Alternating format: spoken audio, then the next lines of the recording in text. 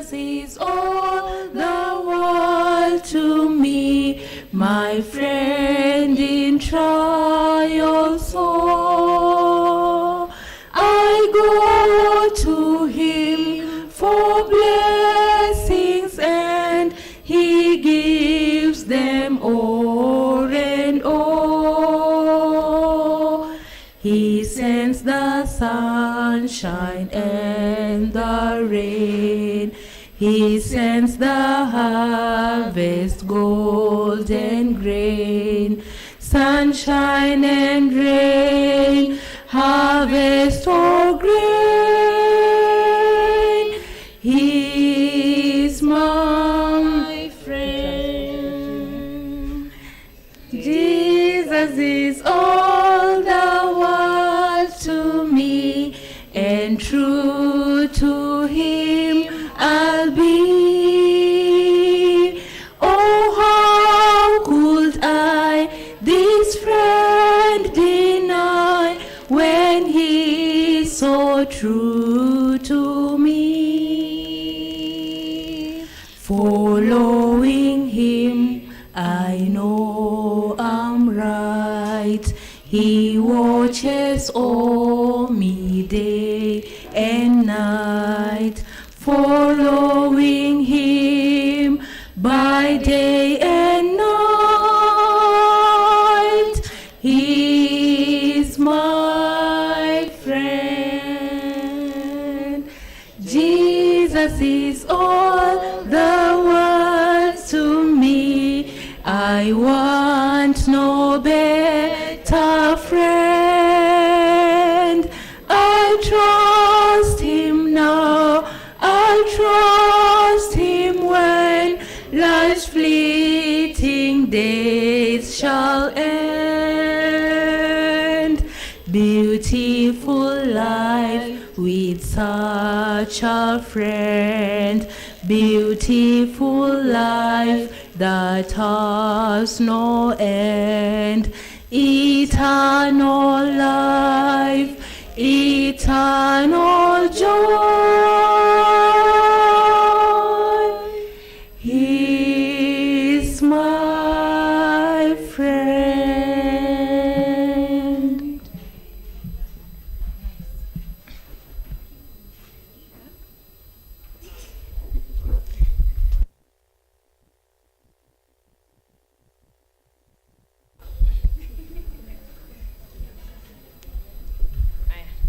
Let's sing song number 1, hymn, and then Lorene's group to come. Yes, number 1. Praise to the Lord. Number 1. Yes. Praise to the Lord. Sing. Praise to the Lord, the Almighty, the King of creation. All my soul praise him, for he is thy help and salvation. All you here, now to his temple draw near. Join ye in glad adoration. Praise to the Lord, who o'er all things so wondrously reigneth. Shielded thee under his wings, he so gently sustaineth. Hast thou not seen how thy desires have been granted in what he ordaineth? Praise to the Lord, who doth prosper thy work and defend thee. Surely his goodness and mercy he daily attend thee. Ponder anew what the Almighty can do, if with his love he befriend thee.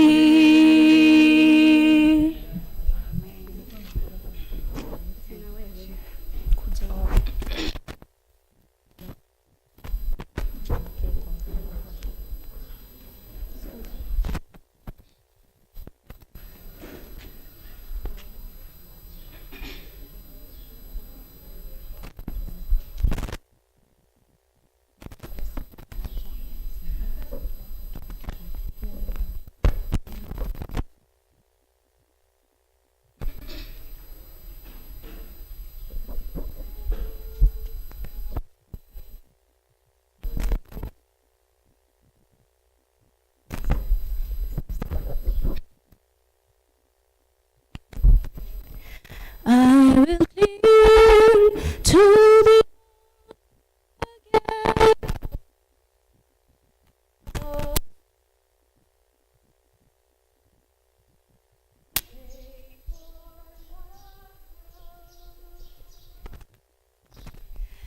on a hill far away stood an old rugged cross, the emblem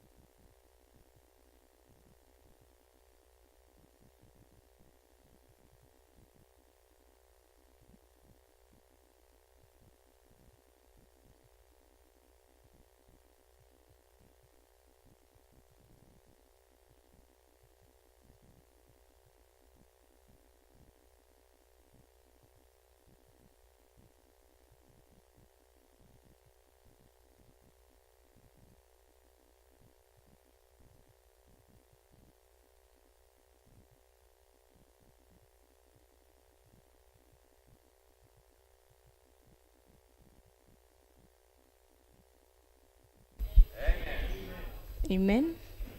Imagine at heaven. Ama ni in heaven. Tutakuwa tunaimba hivyo. Kama una sauti pole. So, the next session tuko nayo ni about relationships na courtship.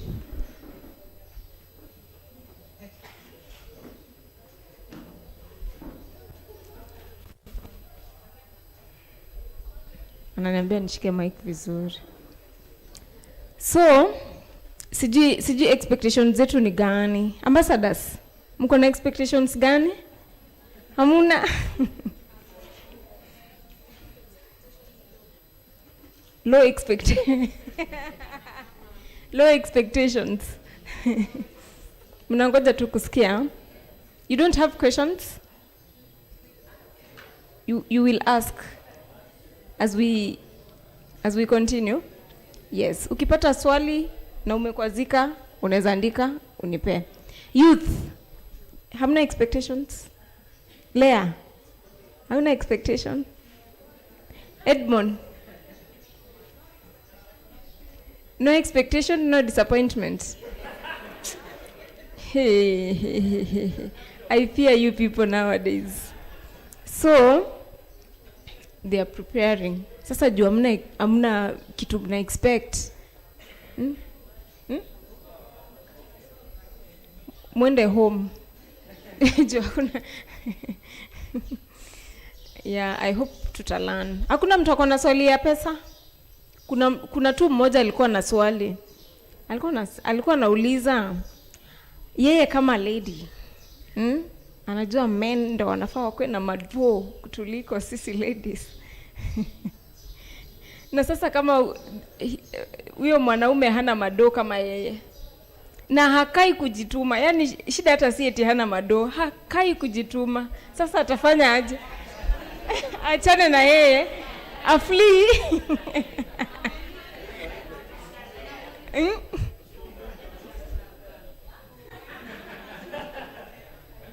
Amesema afli.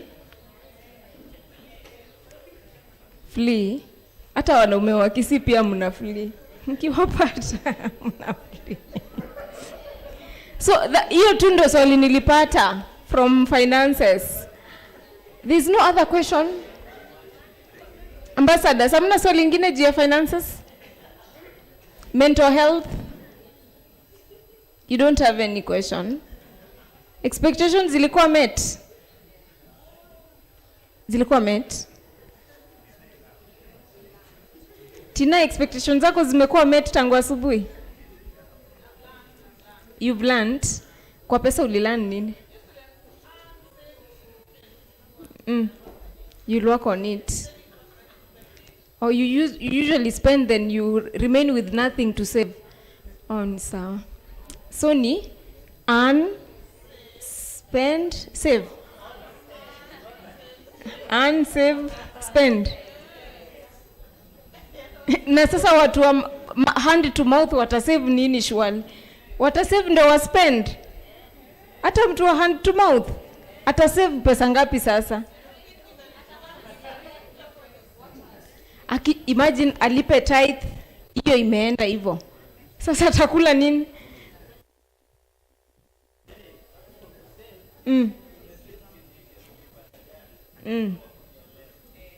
Na sasa jana kama sikuwa nayo, sasa nitumie nini leo?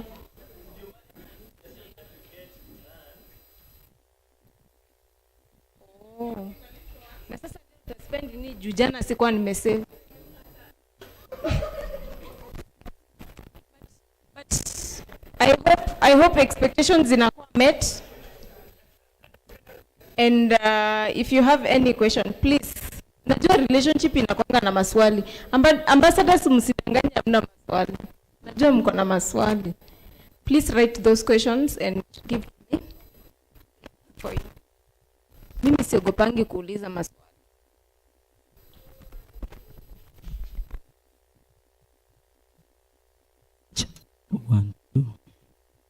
One, two. Hata kama unauliza nani ana date nani, hiyo bado ni swali. Yes. Na nitakuulizia, mimi siogopi kuuliza. Sawa ambassadors? Guy, hiyo imekupita. So I think we'll do one song while they are coming. Because now you don't have any expectations. Juu hamtaki disappointment. But nawaelewa.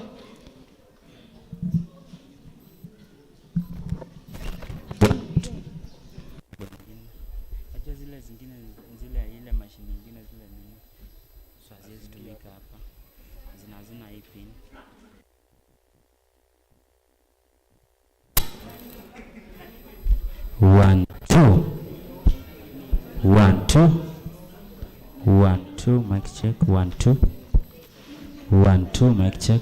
1, 2. 32. Nina wimbo mzuri, Nina wimbo mzuri tangu kuamini wa mkombozi mfalme tangu kuamini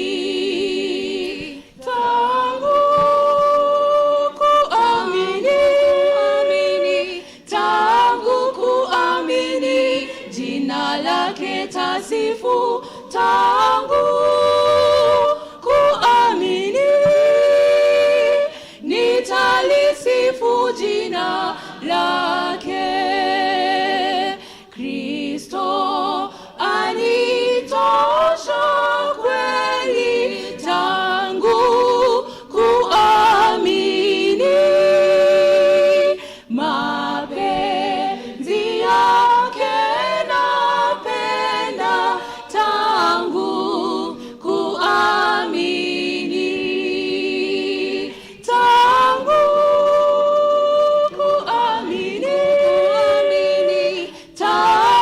kuamini jina lake tasifu tangu kuamini nitalisifu jina lake ninalo shuhuda sawa tangu kuamini linalofukuza shaka tangu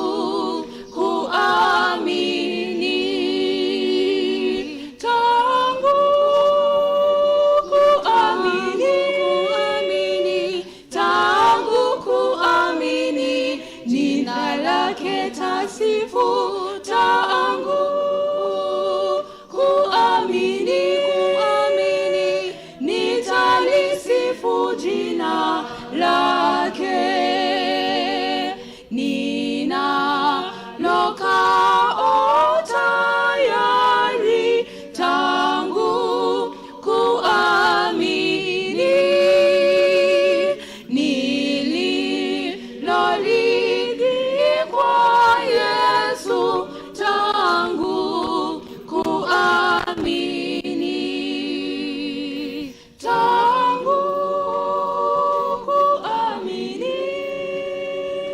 tangu kuamini jina lake tasifu tangu kuamini jina la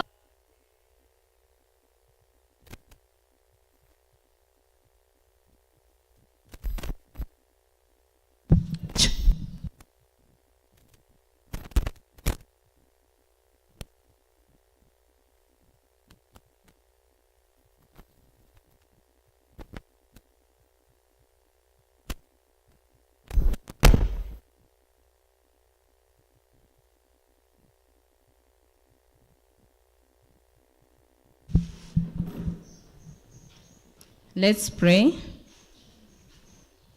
Everlasting King of glory, we come before your throne this afternoon. We want to thank you for you have been with us during the first session. We also pray that your spirit may lead us in the second session. May you use the preacher to impart our lives, Father. May we live nourished, and it is in Jesus' name I do pray and believe.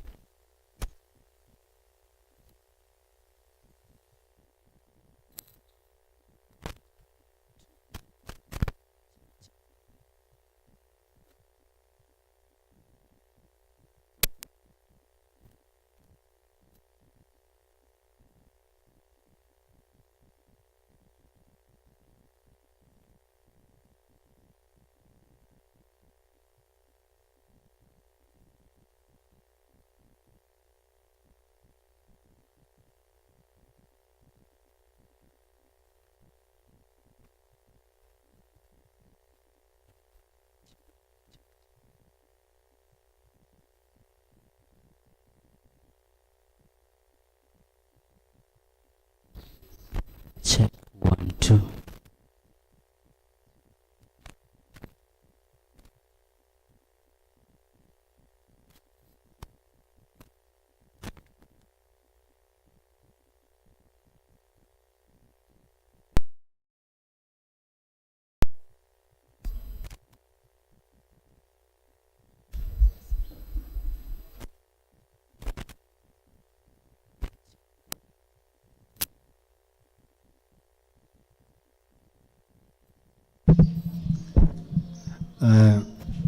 Mumekula. Sasa hii ni class. We stop being in church, we are in a social class. In a social class, people don't sit the way we sit in church. It's a socializing class. So I want to give you 5 minutes to sit properly. Now, let me explain. In this class, we give people an opportunity to appreciate who they are and to feel free in the presence of God, socially. And this means, nataka kukupea nafasi, umekuwa ukiangalia mtu church tu, you admire him, you admire her, but you never had a chance to even sit next to them. Unasikia hiyo? Sasa hakuna fitina hapa, hakuna story ya hata camera is not allowed atigeukie pande yenu. Camera inaniangalia peke yangu. You understand? So, 5 minutes. You stand up, go sit where you will feel happy. Now the rule is, no two men should sit next to each other, or no two ladies should sit next to each other. Yeah, but if you already are seated properly, then it's okay. But for the sake of change, sit somewhere else. Sit somewhere else. Angalia, look around, look for him, look for her, alafu naenda hapo. 5 minutes. 5 minutes.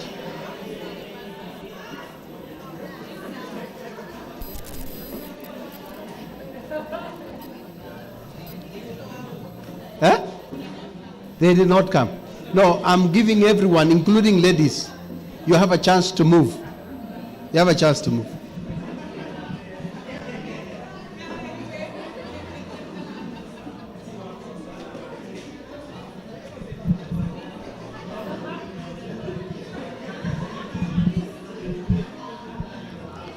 Now let me tell you something.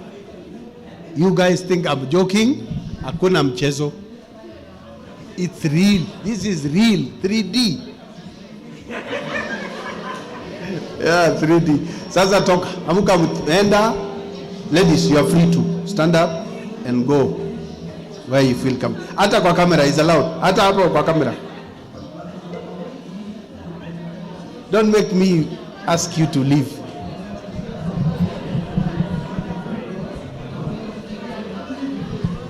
And if you are feeling bad, then you're in the wrong place. I'll allow you to walk out. You are free to go away. And this is a social class. Watu wako hapo kwa lazima. Kusikia joto. All right, bado mnakaa vibaya hapo. Sawa.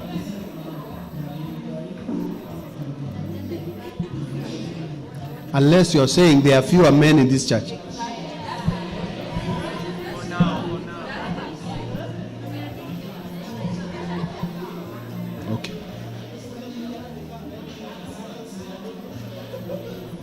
Hata huyo jamaa wa green bus chukue na nguvu akae hapo katikati. Chukueni na nguvu akae katikati. Na wewe toka hapa, kaa hapa. Hiyo ni mbaya. So, yeah, switch hivi.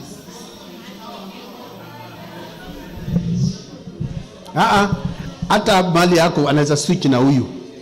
Hivi. Hao wawili. Si ni kwa sababu sasa kimeumana, hakuna wanaume.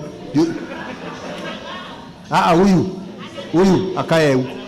Huyu. Iko mtu hapo. Sawa. Otherwise huyu angetoka aende hapo. Ni sawa. Hapo ni kubaya.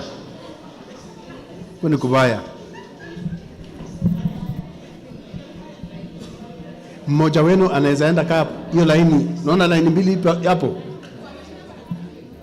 Mimi hapo. Unless msikii kama iko moshi pale msiende, lakini kama unaona pale there are 2 slots, actually 3. Yeah, good. Sasa Red amebaki peke yake. Sasa nyinyi wawili hapo, endeni mbele hapo. Ili jamaa kae katikati, wewe ukae mwisho huko. Hatutakunyima raha, lakini utakuwa pandile ingine. All right. It's not good. This one, wewe enda pale. Ama hapo nyuma yako hivi. Unaona nyuma yako?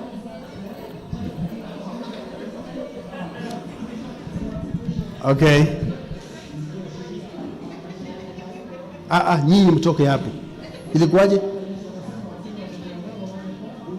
Nyinyi wawili mkija, atakuwa mwisho huko, wewe utakuwa katikati. Plan yenu itabaki tu. Plan yenu haiwezi chomeka. Hapa kwa PA iko moshi. Hata watu ya PA ni watu. Sasa sister weka katikati. Ili wewe toka hapo. Ama wewe ni wapo? Wewe enda mwisho. Enda mwisho kabisa. Hata watu wa PA wana socialize. Wacheni kukaa kama nyinyi ni mbao. Nyinyi si mbao. Ni sawa, mtu akae hapo pande yako. Na unavaa uniform ya IKEA by friend. Mami. Si bado ni bench. Si haribu bench yenu. Huko. Hivyo wewe songa katikati hapo. Hapo ni kunoma sasa. Now tell me how you are feeling. Sema tu vile unasikia. Kama damu inatembea free sasa ama bado. Now, you see, what people do is to socialize secretly. It's not supposed to be like that. This church encourages you guys mixing up, socializing freely. Stories za kujificha is not acceptable. Baba wewe toka wa green, wewe umekaa mbaya. Nyinyi wawili hapo, mmekaa mbaya. Unless you are saying you don't belong to this class. Toka hapo kuja hapa mbele. Unaona hapa iko kiti hapa mbele. Wewe wa green. Na wewe wa pande hiyo kuja kuonyesha mahali utaenda. Wewe wa mwisho. Mbona mmekaa hivi baba? Iko mtu hapo. Sawa. Wewe kuja hapa. Naona hiyo kiti hiyo. Hiyo kiti hapo. Karibu na Elda. Elda hapa tuna socialize. Hapa si church, ni ku socialize. Wewe kaa ndio Elda. Elda kae mbele hivyo. Ku socialize. So if you feel like high five, you now have the space. You are free, you are in church. But a social class. You get? Yeah. It is legal in this church to socialize. It is legal. What is illegal is to do it vibaya. 1 2. And I'll show you the difference. Ya uzuri na ubaya. Sawa? Kuna nini? Okay. Mkihamisha hiyo maji afadhali. Mpeleke huko, tutaki watoto wasikie mambo ya hapa. Viongozi mnasikia? Amisheni hiyo maji muende nayo huko mahali mnakaa. Yeah, because with the things we talk about here, we don't want children to feel tempted to listen. Now, I want us to do an exercise. Now what we have done is kuna kitu psychology inaita dynamic equilibrium. Dynamic what? And it functions in many ways. In biology umesikia kitu kinaitwa pole. Hata mnabeba na vujo. Internal homeostasis. A normal healthy environment of church is that God did not make a homogeneous church. Tikuna wasichana peke yao. Alitengeneza kanisa iko na wanaume na nini? And we have been allowing the tendencies ya kudrift. Wasichana mnaenda hivi, wanaume wanaenda gani? Alafu wale wako brave tu ndio wana cross the aisle. This is what should happen. Freely in our department as youth, there are stages. Of course, we appreciate when you are a pathfinder, there is a form of this. And we do it in classes. Kwa class ile ya pathfinder na adventurer, we put you in classes, and we allow this to happen. When you move to ambassador, it should go on. The problem is, we have, now since we're in high school and college, wengine wanataka ku play smart. Ati sisi ya to date, sisi ya to mixingi, mnakaa wanaume peke yenu. That's not healthy. A healthy church is this one. Now, let me say something else before I leave, because I want to illustrate this further. However, tafadhali, nataka munisikilize, na mtu kama anasikia anaboeka, hii class watu wanafukuzangwa. In a social class, you become a social misfit. You shape up or ship out. That's how it works. It is socialization. These are rules. It's dynamics of sociology. You fit in a group or you don't.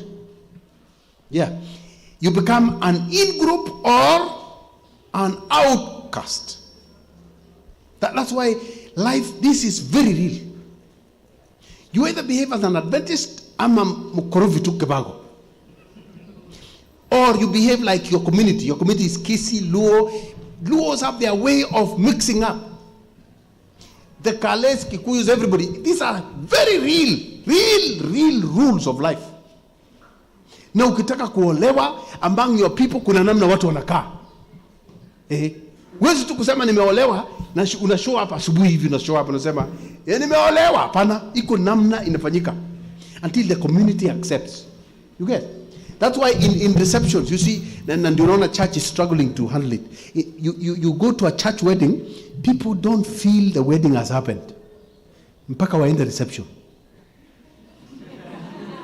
You get? Because there is the expression of accepting. Sasa tumekubali huyu ni bibi ya mtu. Na mnaimba na yeye hapo.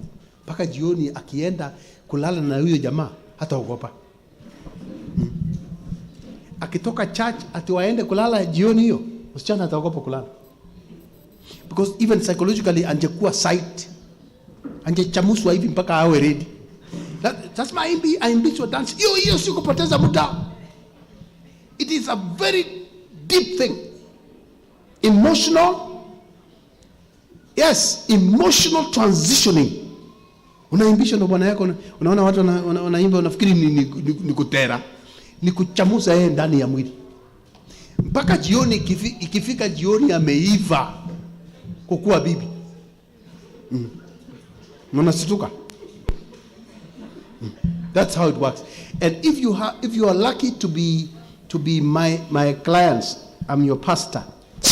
We even discuss how that evening is supposed to be done. I prepare you how you even do that night. Inaitwa honeymoon night. Unajua wengine wenu mnafikiri tu watu wanaenda wakiolewa church, anasema I do, alafu unashikana mkono, jioni mnaingia room, alafu it happens. It doesn't. Unless wewe ni kibago. Kibago ni mtu amefanya hiyo kazi, sasa hii ni kusema fanya haraka. Hii hata ufanyi kama zamani. if you are like any God-fearing person, you may have lost a step as you are growing up, but when you are beginning a marriage, you want to start it right, because success begins from that first night. Marriages crack from first night. So take it very seriously. The first night is such an important, sacred thing that you need to work on. And you need your counselor, mwambie, sasa jioni itakuwaje? So for me, when I counsel, I tell you, the wedding date is not for the man. The wedding date belongs to who? The bride. Ni siku yake. So from the first session ya kwanza counseling, we discuss the wedding date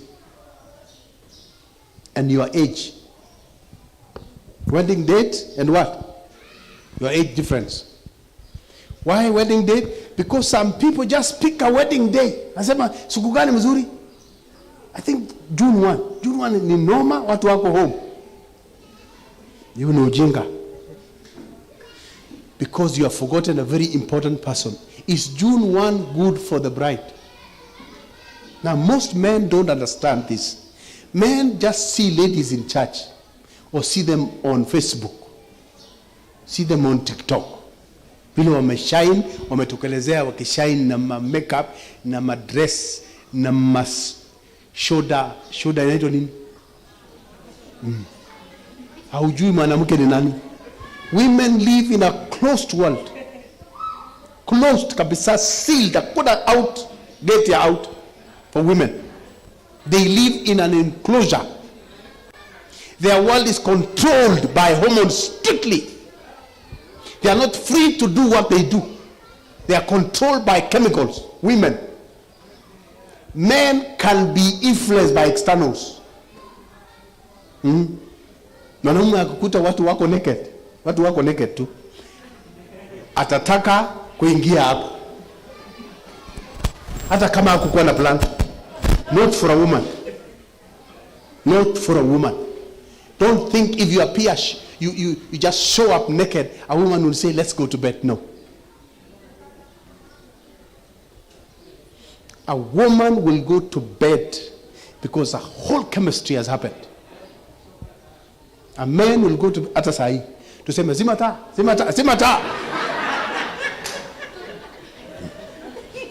Sahi vile tuko tuzime tu taa, iko wanaume wako tayari kulala hapa sahi. It's that bad. It's that bad. So what you should understand, gentlemen, is that fact. Please don't you ever forget.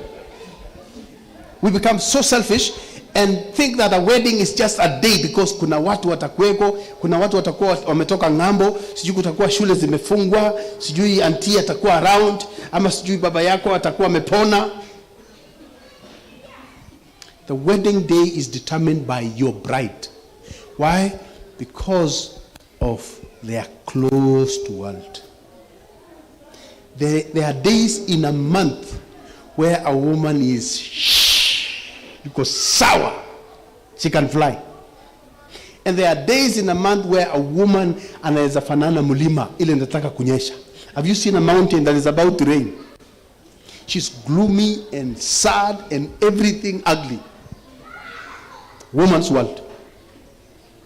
You know, the fact that you see them show up every day, you think they are always like that. No. There are days they would rather stay away, stay home. They even stay off from work. They just can't be with people because their hormones are in charge. So for a wedding date, when do you think a woman should, because you are trying to have the day of your bride, which day do you think is best for a woman? When she's okay. When she's okay. That week has two parts. It has one part when she is hyper ready for action as a woman. But there is a latter part of that week when it is now safer because of the results. If you marry a woman, you know things will happen. Yeah, just know. When you marry a woman and go to bed with her, things will start happening. Sifikiri mwanamke ni kama toilet, unaingia na ukiflash story inarudi kama zamani. Sio hivyo. You go into a woman's life and her body for that purpose. You enter her body, things begin to happen. Things begin to happen that sometimes become impossible to reverse. Treat that thing as very special.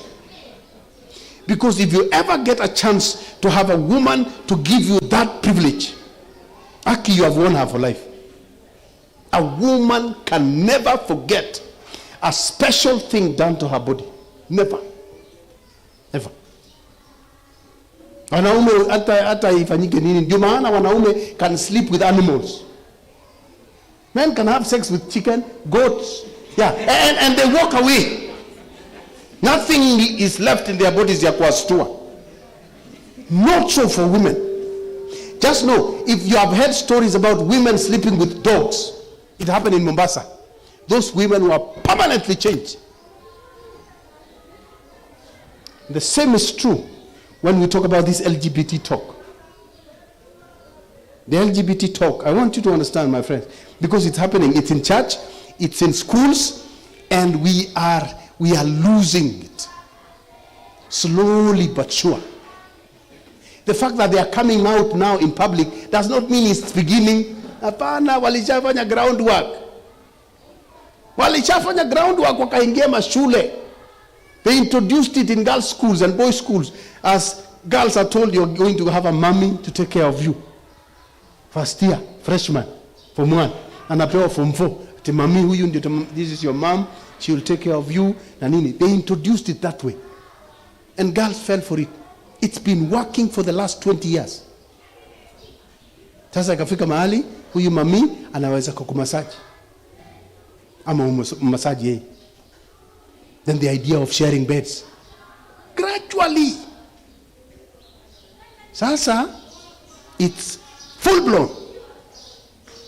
To the extent Americans want to force it down our throat. And our government is helpless because they want money. LGBT is not just what you think. It's a religion. It's a religion. It's a form of an anti-Christ. Because on L ni lesbians. I know you know those ones. Na G ni wanaume. You know those ones. LGB. EB ndio Kiswahili iko. Because this includes guys who are married normally. You marry a man, and then when you go to the house, you just explore, especially the honeymoon thing. You go and explore because you have time. It started as something. Honeymoon is for you to be too. Watu hawajui, it's where people begin to explore ideas. And because you are new and fresh, a man tells you, you know, this also means we can do oral sex. Sasa tuwachane na hiyo, tufanye ya mdomo. And because it's honeymoon, you think it's okay. And you're just wondering, pastor hakusema hii. But because it's honeymoon, imeitwa asali kwa mwezi, because there are things you will feel you've never felt in this world. Somebody introduces you to oral sex and you think it's part of Christian sex life. It's not. It's not.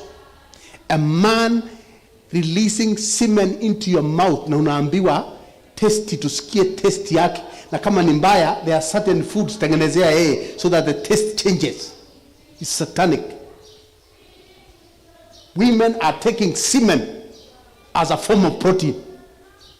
Na unaambiwa you can improve it kwa kubadilisha ile vitu ya kuweka chakula. What do you call those things? Spices. That you can spice the food and the semen will taste different. Haya. Bisexuals hawa wanawacha ile gate ile inaitwa entry, wanageuza ile inaitwa exit inakuwa entry. You understand that English? Yes. Bisexual. And you have a woman. Alafu, instead of doing the normal sex, he does the other one, which gay do. Alafu, mama anasema, what is going on? Kompia, this is part of the exploration. I went for a camp meeting. And I'm given 0 to 10 years. That's where marriage is hot. Because huko watu wanafanya sex express. Unajua railway ya train ya express na ile ya kustop. You know the difference? You can have sex a whole weekend. 0 to 10 years. After that, things change. And life between 11 and 20 is different because responsibilities change. And you go through a phase of life that is called midlife. Oftentimes, it comes about 10 years. I'll mention that when I talk about age. Because we have missed the issue of age and we let midlife crisis come faster or earlier than we are supposed to have it. Midlife crisis is a stage of life. We go through adolescence, mara tatu. You are an adolescent how many times? 3 times. The first time, 2 to 3 years. It's called the impossible 2. It's adolescence. You discover, or the child discovered the use of the word no. Anaambiwa kula, sema sitaki. Basi enda nje, sitaki. Enda ulale, sitaki. Simama, sitaki. Keti, sitaki. So they have discovered no. It's the first adolescence. The second one is when you are biologically teen years, 13 to 19. The second teen years. Interestingly, that teen, yes, your biological coincides with teen, your marriage. You are a teenager, but your own parents are teenagers in marriage. You understand? I don't know if you are getting it. Teen ya kuzaliwa mtoto ina coincide na teen of marriage, meaning they are in teen years of marriage. And the problems of teenagers often affects the parents. So unakuta parents are very hard on their teenagers because they themselves have the same problems. You connect? The third teenage is happening about the time you are a teenager. Na ndio inaitwa midlife crisis. And it's so bad that careers can be devastated. A whole doctor can quit, aanze kuuza butchery. Ama aanzishe biashara ya matatu. A whole medical doctor. A lawyer quits ati aende kuwa mlima ya kufuga panya na sungura. Impossible, stupid things. You understand what I'm saying? Yeah, a whole engineer anawacha engineering, anaenda ati mimi nataka kwenda kuuza mbao na Mkuta Forest. Engineer mzima anapasua mbao, iko market, iko soko Kiambu, amewacha engineering. Midlife crisis. Often it affects marriage so severely. And it coincides with teenage of your children. Sawa? But, so I don't lose my track. The idea of bisexuals. Camp meeting. Kafundisha watu, kafika mahali, mama kainua mkono, akasema, Pastor, what do you do? And it's not only mimi, siulize kwa sababu ni mimi, nimesikia wengi wetu tuko wengi. What do you do when your husband, you are ready for sex for real, and you know umemulisha vizuri, kama mnasikia sex for the first time, msijifanye ni kama mara ya kwanza. I know you have a lot of knowledge, and that's why I'm talking to you the way I am. Msijifanye hivi ni kama Nazareth. I know you know. So you are ready for sex, alafu, then they say, but suddenly, anawacha ile entry, anaenda exit. Unamwambia si huko, anasema mimi najua. Sasa tunaanza kucheck. You understand my language? It is happening in marriage. You're so beautiful, and you even have hizo features, geographical features. You have made sure your waistline remains. Ndio bwana yako akikuangalia hivi anasikia hormones yake nayo inaamuka. Anawacha ile Mungu alitengeneza, anaenda sewage. You know, it reduces you, even your self-esteem. Your self-esteem sinks. Yani ameona mimi hivi, mwili yote hii ni sewage. It's happening. It's called LGBTQ. Na wanaweka plus, iko vingine wataongeza. Wataongeza zingine. Bisexuals. Iko mpaka intersexual. Na mengi sina time ya kwenda through. I understand Mami went over it when talking about mental health. Actually, this thing is a serious mental health issue. Because if you can look at a woman, what God created us, the way we were created is that when you look at a woman, her face first. Because beauty is in two. Equal face and figure. You look at her face first. Halafu the next thing unataka kuangalia ni wapi? Her body. That turns on a man in a very miraculous way. God designed. Lakini just imagine a man who looks at another man. Ninazungumza hivi saa hii, ninakazana kuzungumza hivi na mtu ananiangalia sema, "Oh my God." Oh my. Hey. Yawa. Iko. So please don't you ever think church will remain the same. It has changed. Si wasichana watakuona peke yao.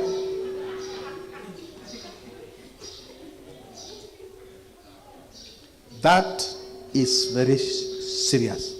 And I'm doing this deliberately. You sit like this because we want this church to know we encourage you mixing up properly. Mukikula lunch, musikae vile mnakaanga clusters wasichana. You mix up. Talk. It's called what? I told you in psychology, it's called what? Mumesahau. Blink hivi ndio mkumbuke. Blink, niliwaambia kublink, una save na kublink unakumbuka.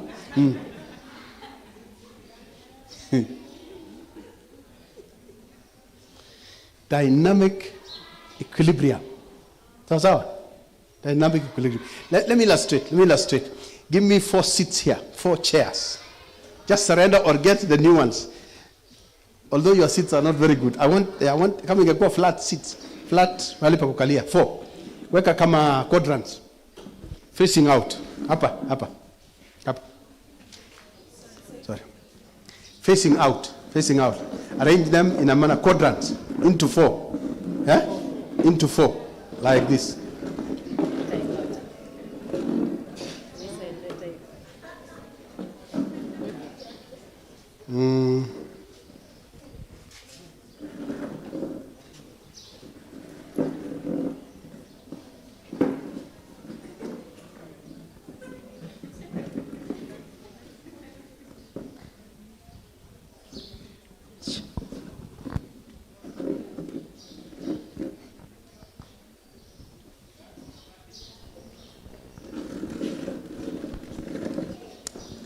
How is this?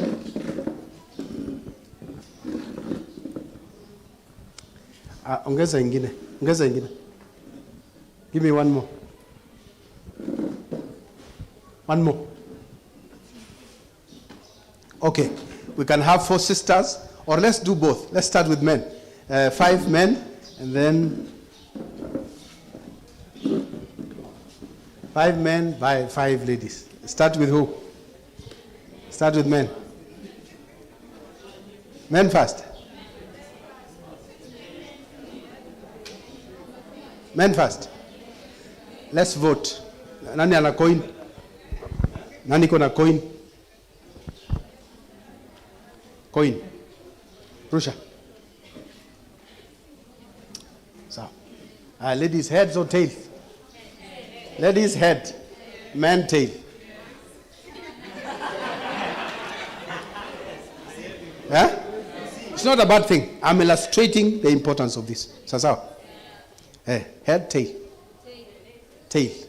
Ladies, tail. Sasa nyinyi mkubaliani aje? All right, those 4 tails. Ladies. Tail. 1, 2, 3. Okay. Automatically. Head, right? All right. So gentlemen on the other side. All right? There we go.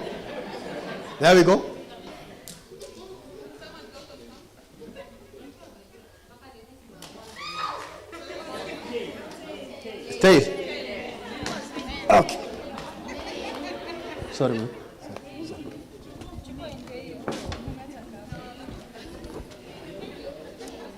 Okay. Tail ni nani? Haya, 5 men. 5 men. Mtoshane, msikue abnormal. Msikue. Wewe kuja, wewe unayekuja.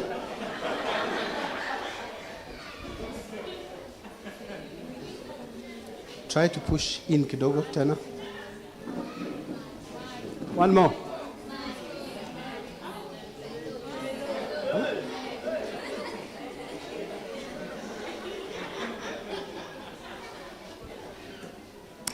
Now, is an illustration. I'm trying to figure out kama itakuwa sawa. Now, I want you to turn hivi mpaka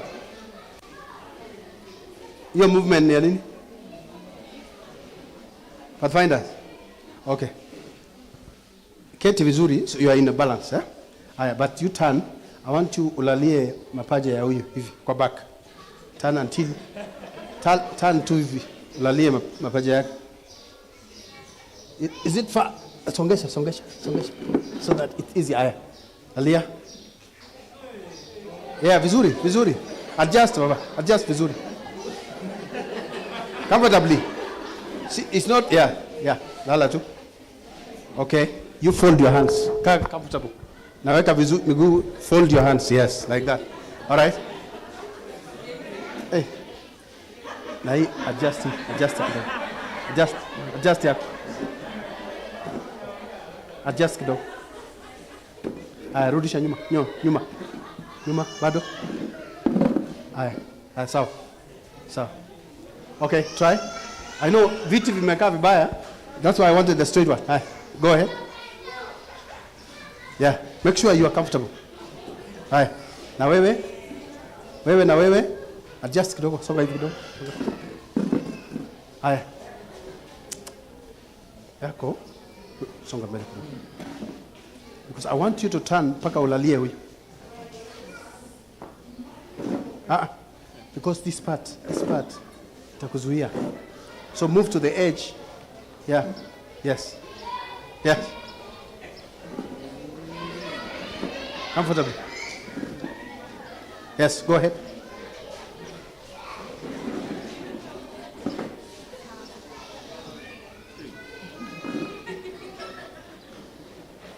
Okay, comfortably, yeah? Yeah. Haya, songa hivi. Sio sana. Bado.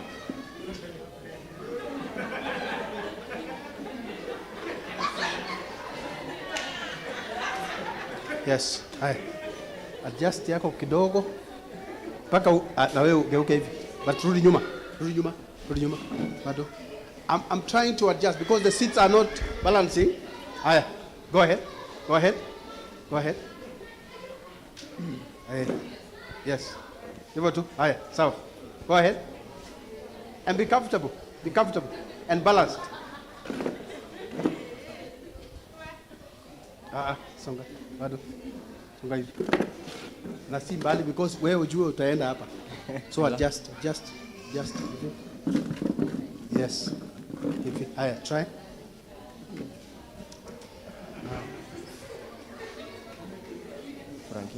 It's not working. If it even let down. Tuachana. Nitaka not bench. Because what I want to do is to show you ni viti viko vibaya. Rudisha tu. Is that it's possible. You're listening? It's possible to sit and balance yourself on your colleague's lap all round na mimi nitoe viti. Kabisa nitoe viti. You get? I remove the seats, all of them, and they still remain balanced. You get it? It has to be seats that are straight so that you use 4, so that you can use 4. Iko straight huku, so that the people just stand like this and it's easier. That illustrates the importance of what I'm sharing with you. It is not the sitting down that makes youth strong.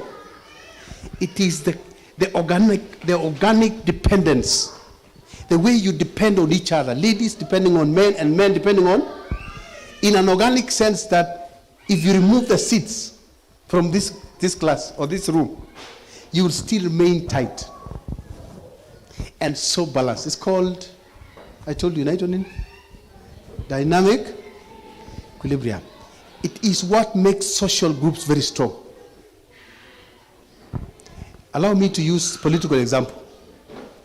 Have you seen ni nani Kenya wako rahisi sana kuambia waende kwa street ku demonstrate? Nani? Come on, just where is an illustration? Why? Why is it so easy for Luos to do what they do? Is it because they are idle? No. Because their social fabric is so connected that as long as a leader of their own says it, that's why even in strikes, the best people to do strikes, na comrade power, it's the same thing. So it's not about Baba. You get it? Yeah, it's the social fabric. Now, as a church, we need to build that. We need to build that so that we actually protect each other.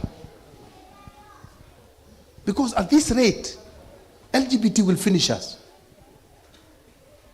I'm telling you. You know what they are pushing us to do is to legalize it. And when it is legalized, it will be sasa watu watatokelezea church.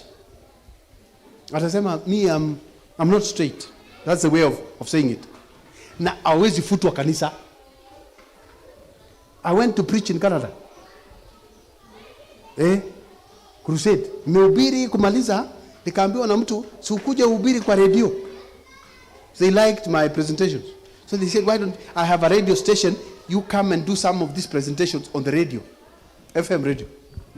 Nilipofika huko kaniambia, as long as you don't preach on Romans 1 and Leviticus 18, 19, 20. Na hiyo ni nini? Because it is legal huko, it is legal kutangaza your sexual orientation. So somebody can put on a t-shirt, vile tunaandikanga I will go, unaandika nini? No, they don't say that. They just use LGBT or I am not straight. Then you know. Ama anavaa t-shirt, iko rainbow. I know some of you have been buying this t-shirt, you don't know. A t-shirt with rainbow, ujue ni ya LGBT. Even your phones, I want you to take your smartphone right now and enter WhatsApp and type rainbow, then pick on the emoji that comes. Is it emoji ama inaitwa nini? Hiyo vitu inatoka. Wewe type rainbow, alafu ile inatoka. I want you to hit it. Wewe finya hiyo kitu, alafu try to enlarge it and you tell me something. Kila mtu ako na smartphone, wacha kukaa hiyo. WhatsApp.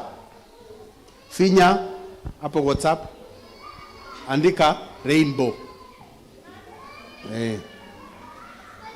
Inatoka emoji hapo chini automatically. Finya hiyo kitu, ni kama unatuma. Now you send it to a person you know, alafu enlarge it, just enlarge it and see, tell me what difference between that emoji and a true rainbow. Amujaona? Mnakaa kama amujaona? Typing rainbow kwa WhatsApp inatoa. Na mimi una simu. Pole. Tumia ya hii mungwana. Mtumie mtu unajua. Nani ameona? Nani ameona rainbow? Ninyi watu mnanibosa sasa. Mumeona? Now you count the colors. How many colors do you see in that rainbow? 6. Okay. Huyu amepata 6. Nani amepata tofauti? Colors. I wish it could be put. Nyinyi mko kwa online. Type it rainbow, alafu weka hapo juu. Watu waone. Colors ngapi umeona? 6. Wewe hujaona kitu? Pole. Hapa unakaa vibaya. Kuja huko. Kuja, you are in this class. Songa hivi. Aya, colors? You have no idea. Angalia ya jirani. 6. Now, how many colors does a rainbow have? 7. Good, you know it. Richard, samani tunagram. Richard of York, grain in vain. Since no? Yeah, there are 7. But why does your phone show the 6th one? They have been doing something called subliminal messaging. Subliminal messaging. You can write it and go search. Go do research. Subliminal messaging. Subliminal messaging is a message hidden in a program. It is a TV program. It is a movie. It is a talk show. There are always messages that are not supposed to be obvious. It is hidden behind. Subliminal messages are supposed to change your thinking. So your phone imewekwa hiyo colors paka usahau kabisa rainbow ina color ngapi? 7. Ukubali ngapi? So siku nyingine utatumia mtu tu, "Hey, leo rainbow," unatumia mtu rainbow. Na kumbe unatuma nini? LGBT. It is that bad. It is that bad. And the phone is something you have to use. You don't have a choice. Kama una type rainbow, inatokelezea. So badala ya kuandika neno, you can pick it. But those who know it say, huyu ni mjinga amekuja kwetu. So we then get converted intellectually and emotionally. You lose your sensitivity. This is where something called emotional intelligence and intelligent quotients come. There are so many intelligences. Now, one of the emotional ones is the thing that makes you fall in love in things. You get used, alafu inakuwa rahisi kuvaa. Signs don't just mean nothing.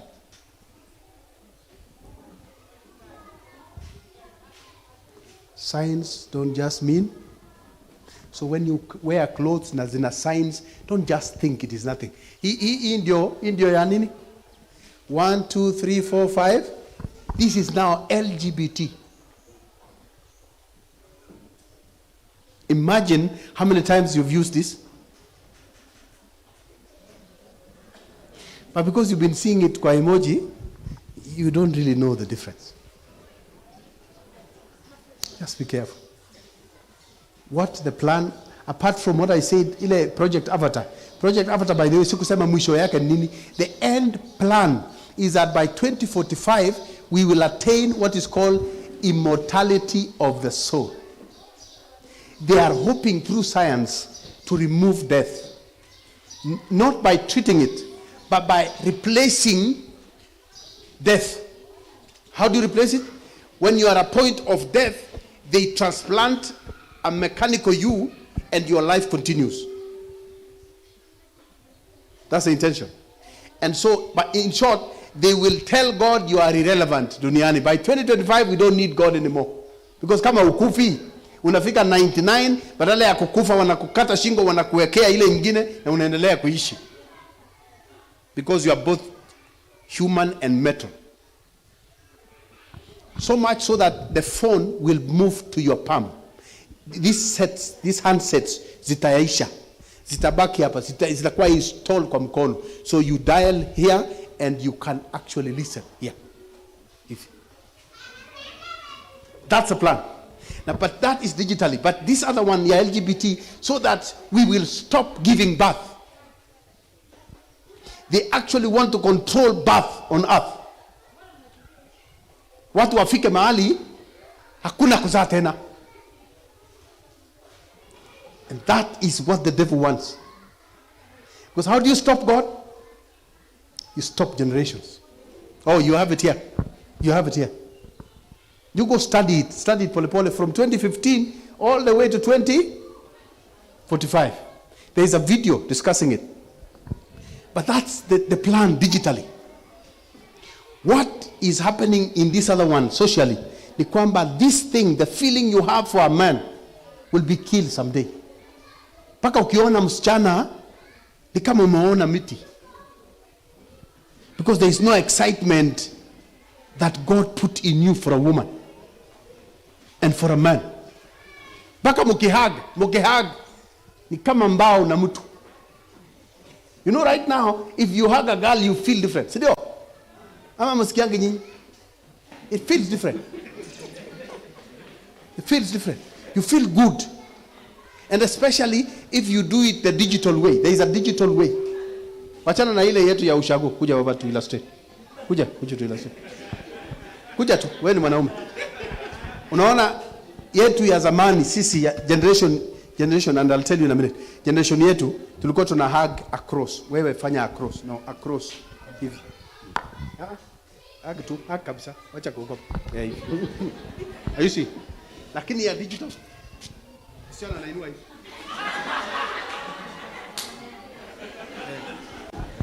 Usiana nakwambia give me a hug hivi. Na wewe unashika wapi? Unashika chini, yeye anashika juu. Na hiyo ni kusema akudunge na kifua hapa. You feel good. Kweli urongo? Yeah. Hata kama umeokoka ile ya kuokoka express, ya kuokoka paka umepita. You feel good. Because it's sexual. It is sexually provoking. You get? Now, I want to move from there to Songabel. We have to move forward. Now, I need us to be clear about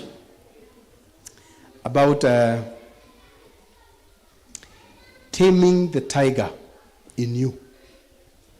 Taming the tiger. You know, tigers are man-eaters, right? Yeah, this is an idea by Nancy Van Belt. If you ever find our book, kuna kitabu inaitwa We Have Only Just Begun. You find it and read it. And she discusses taming the tiger akitumia kitu kimoja, lakini nataka kuongeza kingine. Anatumia kitu kinaitwa petting game. The petting game. Now when people are in relationships, na kudate na nini, naturally, nimewaambia attraction happens. You don't date somebody you are not attracted to. Ama nani anadatingi mtu hata asikii kitu akimwona? It's not natural. The natural thing, and God designed it, is that you'll be attracted by a person with features almost like yourselves or your parents. You fall in love with your father first. Men, you fall in love with your mother first. The man of your life is your father. The first one. And if you do not have that experience, then you have a dysfunctional childhood. Are you getting it? Psychology inaitwa the Oedipus complex. Wewe kama msichana kuna age lazima uwe attracted kwa baba yako kweli kweli. It's natural. And it is the right way to go about falling in love with a stranger. So your father becomes the yardstick of your emotional intelligence. You have a frame of mind. You have a frame of mind about love, and it is starts with your father. So when you fall in love with a stranger, you are actually replicating your father experience. So naturally, you would tend to fall in love with features of your father in a man. It could be physical or even the non-physical features. The same for a girl. You fall in love, for a man. You fall in love with your mom first. Then you'll come love a woman, a stranger. And the features in your mother are often what attracts you most in a woman. That's why you find many people getting married and they almost look alike. You notice that? Hello? Yeah, they almost look alike because features iko kwa msichana huyu ziko kwao. Kwa mama yake ama kwa baba yake. So you hardly find people marrying that have so far-fetched features. Kwa mfano, mtu ana mapua inaangalia juu hivi, mapua, you can have mapua inaangalia juu. Open nostrils. Na hakuna kwenu. Those are relationships that don't last. And I'm using open nostrils as an example. It could be a bent nose. Kuna watu wana mapua inaangalia chini. You know that? And it is not in your family. It will not last. That's why people love selfies. Have you ever asked yourself why everybody anapigaga selfie? Hata watu sura mbaya. Watu unaona tu obviously ni sura mbaya, but selfie hawawezi kukataa. Have you ever asked yourself? Because people love themselves. And yourself is because there are features in you, in the person you fell in love first. Your mom or you find those features in either your lips, your nose, your eye, your forehead, your ears. That is the rule of life. So next time, if you want a lasting relationship, who do you look for? Look for your mom. Look for your mom in a girl. You are sure that relationship will be very lasting. And I tell young men who want to have a relationship that lasts, enda kwa kina msichana ili after the girl has looked and accepted you, it means there is something in you in their family. Then go home and look for his mom first. Gentlemen, look for who? The mom of your girl. If she likes you, if the mother of the girl likes you,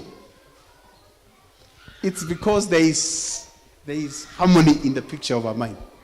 What her baby has is hers or the husband's. And she loves, or she loved what was in the husband. So yeye akuone wewe msichana amekulete na ambaye alikupenda because there is something in you about her family, and he sees you anaona kitu ndani ya family, then that thing becomes very powerful, very strong bond, a very strong bond. But wewe utafute msichana amufananangi kwa kitu hakuna kwenu, alafu uende kwao, chances of rejection are very high, and you find the family fighting your relationship. Wachana na huyo mwanaume, your sisters. Sasa ni ulipenda nini kwa huyu? Because he's a stranger. He looks ni kama mbao na nyinyi mko matope. It doesn't work. You understand? It's a psychology. It's emotional intelligence. You must know that trick. You must know that trick. It is a natural thing. God put it in us that we fall in love with our own first before we can love others.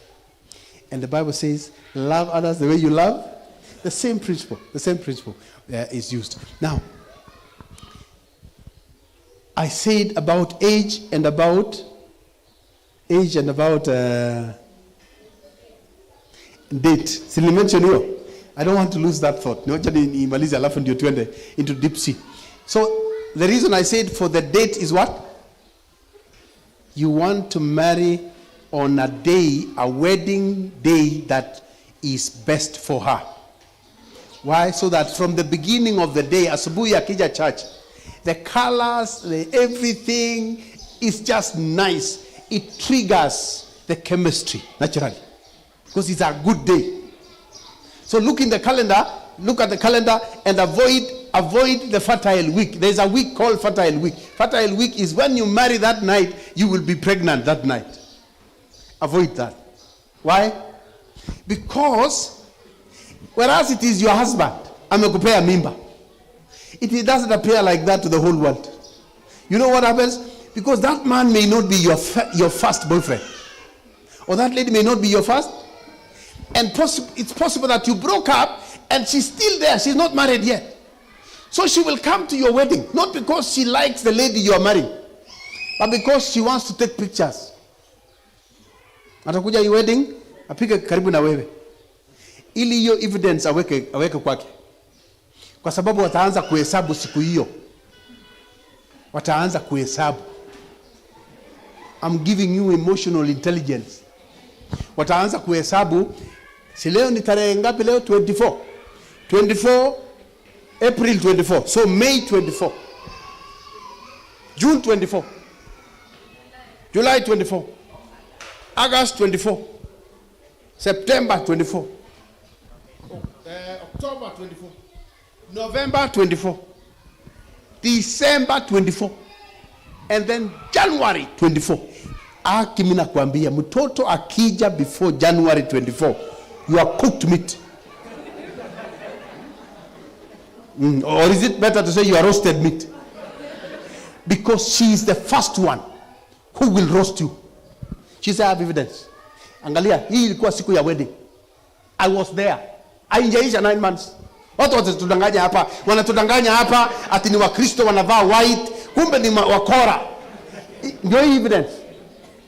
Na atangoja umezaa, anakuja kupiga picha tena, mtoto amezaliwa, anasema mimi nilikuwa hospitali leo aki amezaa. Ni tarehe 21 ama tarehe 17 mwezi wa Januari. Now you know what? Children are supposed to spend 40 weeks before they are born. But it does not always reach 40 weeks. Girls can come at 36 weeks and they are normal. So if a child comes 36 weeks later, is that 9 months? You have no forum. You have no forum whatsoever. Ile iko na watu wote walikuwa kwa wedding. Waambie watu, excuse me, point of order. Niko hospitali, ndio mimi niko hospitali, nimezaa leo, but point of order. I want you to know I got pregnant that night. Hiyo siku ya wedding watakwambia wacha ujinga. Tafuta wengine wakudanganya. We know ni miezi 9. Tunajuanga ni miezi. And your name, your reputation, even the baby kuilete huyu mtoto for dedication, you will feel completely faceless.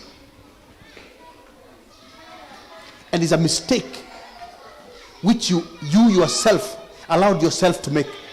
Why? Because you do not have emotional intelligence. Not everyone who comes to your wedding is your friend. Kuna wale wachache wako mbele hapo karibu na hapo front. Those ones are genuine. Wanakaanga mbele hapo. Lakini kutoka katikati ya kanisa kurudi mpaka huko nyuma, those are not friends. Wengine wamekuja chakula, wengine wamekuja kutafuta hunting, looking for girls or men, na wengine wanakuja for evidence. Please, grow up.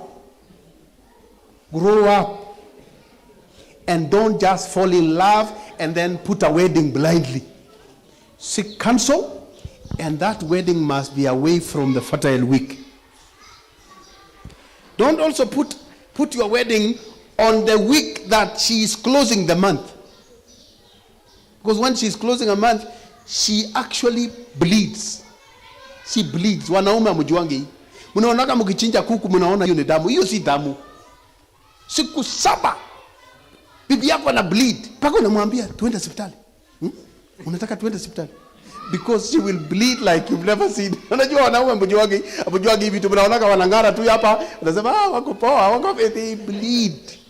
They bleed for it. Na hiyo kitu, you don't just fix a wedding. Hata tarehe moja. You don't do that.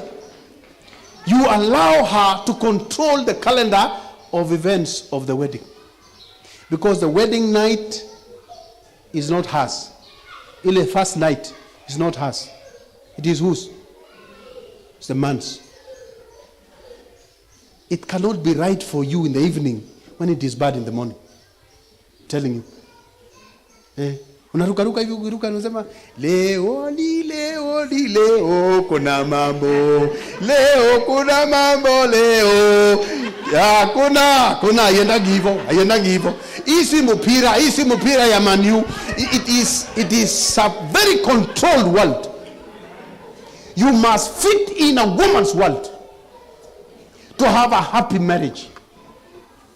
You get me? Please respect that. It is part of emotional intelligence. Alafu mnakutana mnaanza kubishana. Mimi nataka wedding yangu ikuwe kwa my birthday. I want it on my birthday. Msichana anakuambia iwezekani. Jemo tafadhali iwezekani. I want my birthday. Wacha ujinga yako hiyo.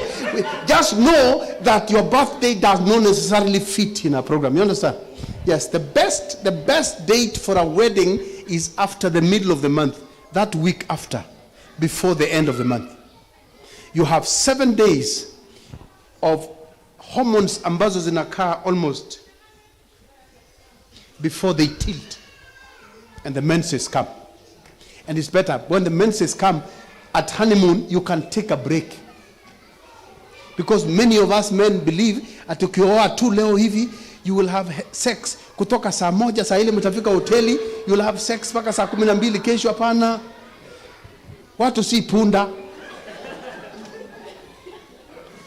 Sex is an emotional thing, not just physical. You understand? It physically and emotionally drains. You must have that intelligence. That's all. And never accept to wed without counseling. And a counselor, si mtu atakalia nyinyi mara mbili amwambie you are ready. You need counseling up to 3 months. Because there are many things to discuss. The last one, of course, is the wedding night and how to move from there. Anyway, that's one point. Number 2 is the dates, the differences, your age differences. Oftentimes, we fall in love with people you were in school with. Go campus na wewe ni first year, yako fourth year, anakuona umekanyaga campus asema, wow, there is an angel that has come. And it's very common. Fourth year, fall in love with first years. Hiyo ya fourth year mwenzako ni urongo, mnadanganyana, mtaachana, itaisha mkiacha shule. Yeah, also third years. Forget it. Maybe second year and first year. That can last after you leave school. You, of course, you'll be hustling, looking for a job. Yeah, kingengana kusoma. That relationship can match. Oftentimes, this is what most marriages are. But I want to tell you today, it is a very slippery choice. It is wrong to marry your age mate. Please listen to me. I know you'll not hear this from many people because many people don't think it matters. I have been doing this for 20 plus years. So I'm not starting today. I actually started discussing this before I married. So it's more than 20. When I was a student in Baraton, I would go for camp meetings and they would give me family life to discuss, and I'm a single person. Nilizungumza ingine ikiwa theory, alafu nikakuja kujua practice. It's not right to marry your age mate. Let me explain. Who is an age mate?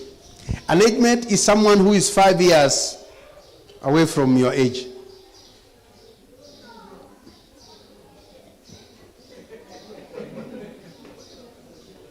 Which in short, this class, nyinyi mko hapa, none of you should marry anyone here.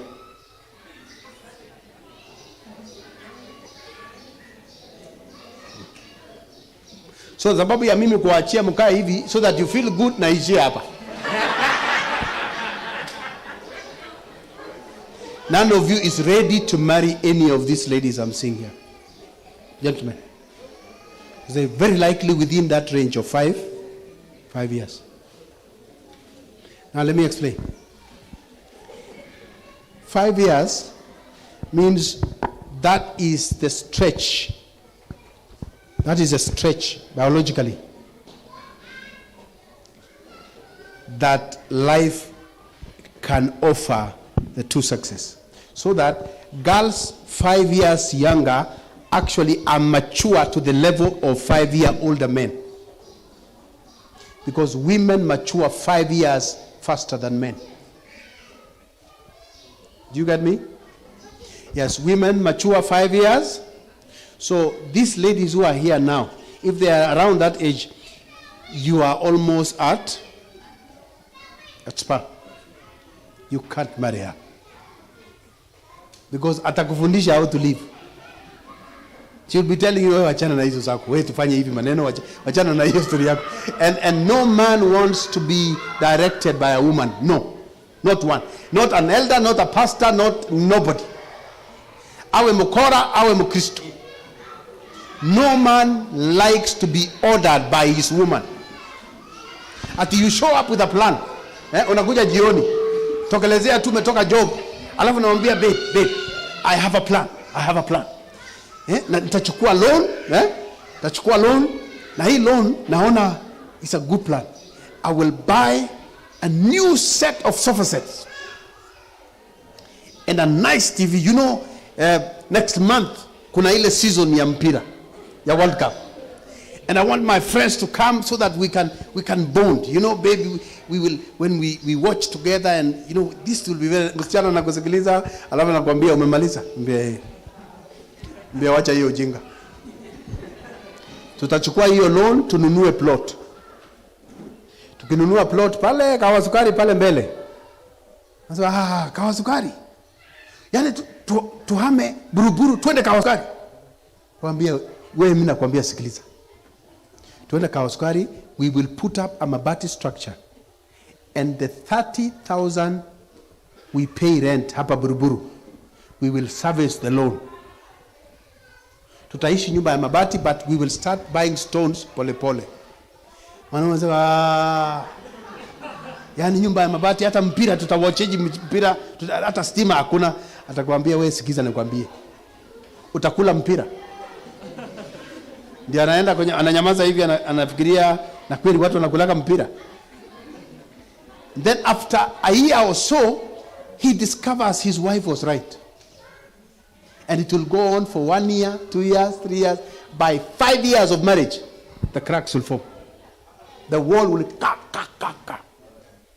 He will lose confidence in listening to her and look for a younger woman who's just say, yes, babe, yes. I like your idea. Yes. You're so smart. Aki wewe Mungu angenipa wewe. You're so smart. Your ideas are just perfect. Na ni ujinga mtupu, wewe hakuna mtu wa kukusaidia kufikiria. Are you listening to what I'm saying? That's why men need younger women.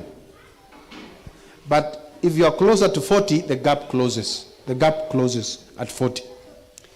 So, in short, wewe sahi date hapa. Nyinyi mdate hapa freely. Hakuna shida. Just date, understand how ladies think, how ladies appreciate life, and how men think hapa. Mumalizane wapi? Mabibi zenu wanaume, mnaona wale Pathfinder wale? Mnaona wale?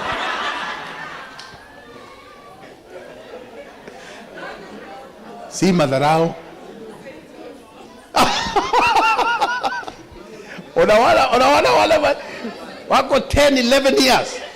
Wanakuja speed ile mjewezi hamjaona. Before you open your eyes, Aki will be surprised how they will look. Are you following me? Na hawa warembo hawa mnawaona. Funga macho hivi na kufungua, in another 3 years, you'll not believe it. They will be far from you. And in another 5, they will be married and have children. You will not even believe we were in the choir together. So make it 10. Akutasema mimi nilikuwa mjinga kweli. Nilikuwa naangalia nini? And that is what explains the mpango ya kando problem in church. It is so menacing.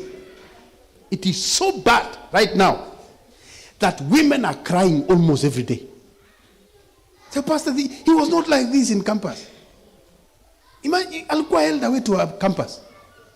Ndio alikuwa mwalimu anatumbishanga. Lesson discussion, my husband would discuss. Unasikia mimi nimepata malaika. Halafu nini imefanyika? Ati ameniwacha. Can you imagine who is going for? Students in the university. Sasa there's a girl, a third year girl in the university. Sasa ndio bwana yangu anafuata. Na mimi hapa am wasted. Sasa nimezalia watoto 2, sijui nitaenda wapi. Na bwana ukimuongelesha hataki kusikia. Kichwa yake nasunguka hivi akifikiria msichana ya third year. Why? Because she is 8, 9, 10 years younger than him.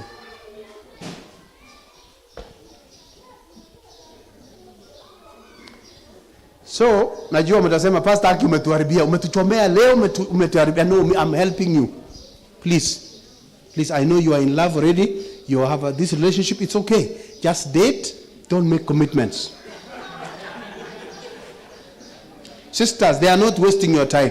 What I'm telling you to do is make commitments with guys who are much older. They are already working. They have been out for some time. They're just coming out of school probably now. Don't be excited about them. Efurahi tu kukaa hapa vile unaketi hapa muongee kwa lesson, muimbe kwa kwaya, but jiambie kwa ndani, this is my younger brother.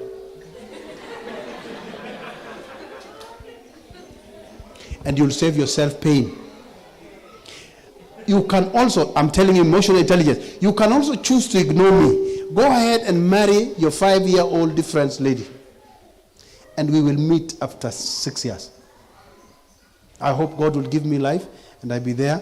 I will be there in camp meeting. Tutaongea. Sawa? Tutaongea. What is wrong with men, Pastor, nowadays? What is wrong? Church men, what is wrong? Is it a plague? Na si mimi peke yangu, I hear even my friends. All of them have mpango ya kando. What's wrong with them? Ni wewe ulijiroga. What is wrong? Ni wewe, you did not have the intelligence to know. People grow old, and women grow older than men, faster. This body you have small, wacha uzae mmoja, mtoto mmoja ndio uone. You will grow, your hips will just expand. Of course utaambiwa uko na hips, lakini kifua itaanguka. Itaanguka, and sasa utaanza kukusanya kurudisha juu. Na mimi si madharau nawafanyia, si madharau mimi nawaambia the truth of life. This body depreciates fast. These men you see in 10 years, they will have changed very little. These men. Unless mtu anakula junk food, ndio atakuwa na tumbo. Suddenly 10 years is not sufficient to change a man physically. He'll remain almost like this for 10 years. Na wewe utakuwa umekuwa, ukaenda horizontally, sasa na ukaanza kwenda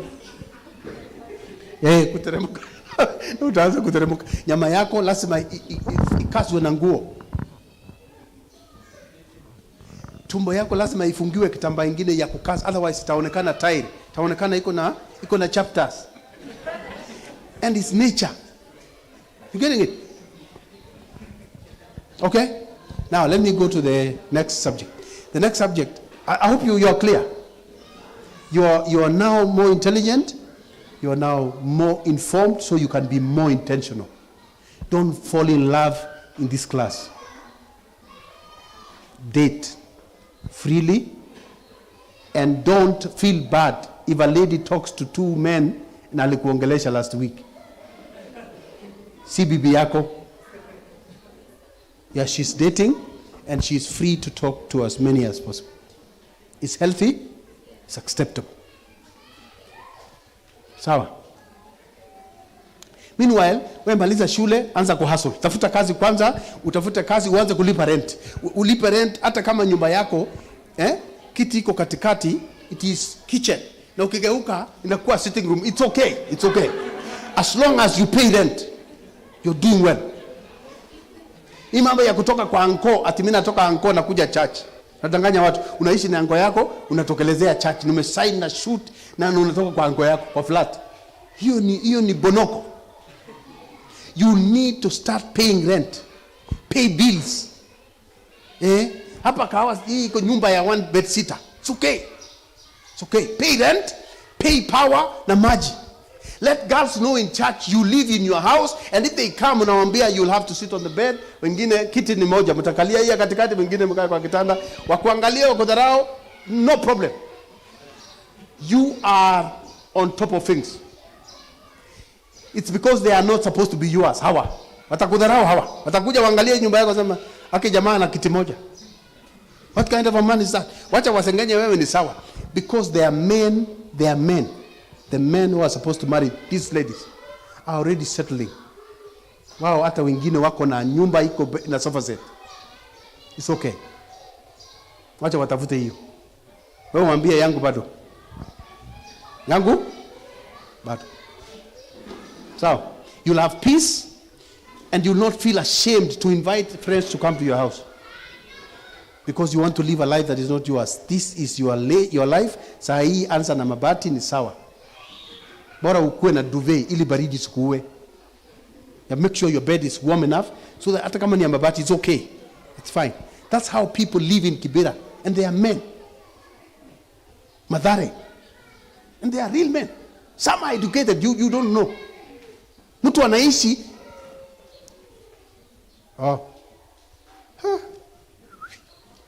Okay.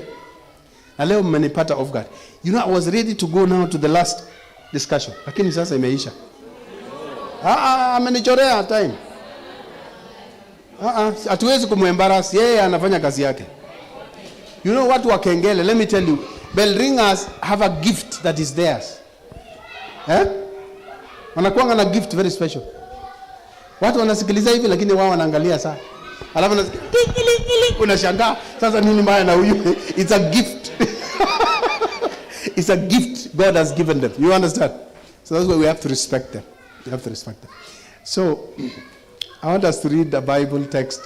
Now I'll leave the rest. I'll discuss another time. That's how. Because I wanted us to talk about communication. How do you start kwa hii dating game? How do you, for example, you've seen this lady hapa, mmekaa naye msikia vizuri, lakini you don't know how to start. Sasa unakaa alafu naanza kuwa na behavior ya monkeys. Inaitwa monkey behavior. Unakujanga church unaketi mahali unajua kama hako hapo nitakaa pale. Ili wewe namwangalia, akiniangalia niangalie kando. It's called monkey behavior. Na wengine even take it very far. Unakaa karibu na yeye ili akiinama hivi ndio angalie nyuma bila anakaa. That's monkey behavior. You should be able to talk to a girl or a man freely. But how? I'm supposed to teach you that. But sasa time imeisha, tupange siku nyingine. Nitakuja tena.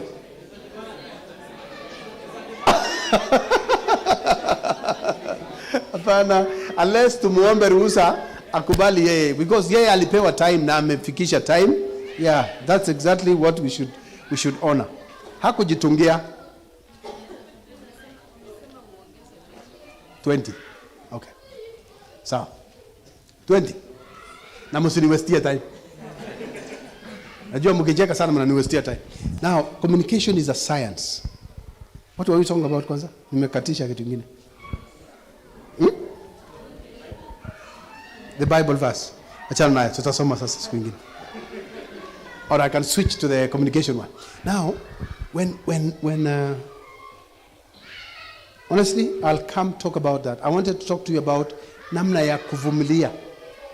How to be patient with God. Sometimes we rush. You rush because you think. You rush because you think, if I don't marry this lady now. Do that. Don't do that. They are always, and don't think this church of yours is the only Seventh-day Adventist church dunia hii. Wewe umetembea hata kahawa sukari peke yake padio. Uone kuna warembo wazuri kuliko nyumba hii. Na wanaume wazuri kuliko nyumba. Or utoke hapo uende ngambo hiyo. Umeenda mahali panaitwa Mathare Central. Umetoka hapo ukaenda Umoja. Umetoka Umoja na mimi naenda kando. Singeenda kwa wazungu. Uende kanisa inaitwa Parklands. Umeoenda. Usituke wasichana ni kama walipikwa kwa sufuria alafu wakaletwa jikoni. Because wanavaa nguo tofauti unafikiria ni warembo kuliko hawa. Because dress can change girls. The way they dress, they can make them look very different. So, hiyo ni mvua ama ni watu wanarusha mawe?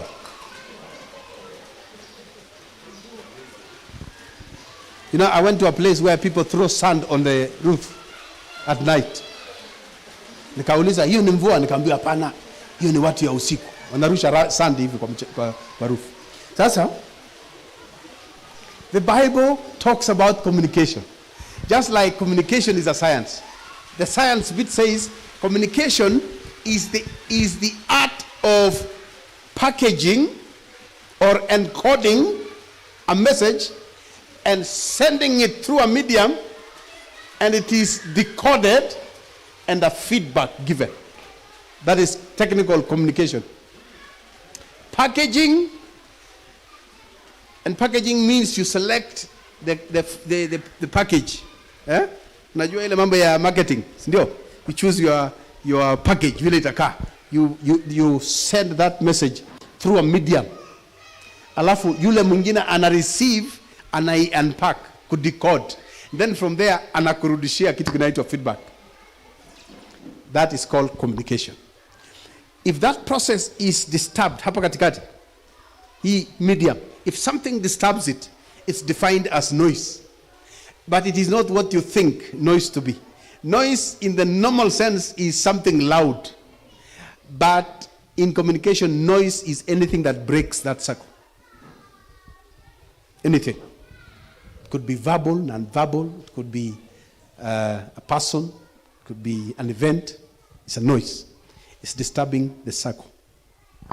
So that if you need to understand dating, you must know that it is an active process of thinking. Usifungue tu mdomo yako bila kufikiria. You have to think, what do I say? Na ukishafikiria ukasema I'll say this, then you say I will have to use this package, not this one. Alafu I will send it through this media. And media are more. The phone has several of those media. Iko WhatsApp, iko Facebook, iko TikTok, iko so many. And then there is the verbal one. I can talk to her.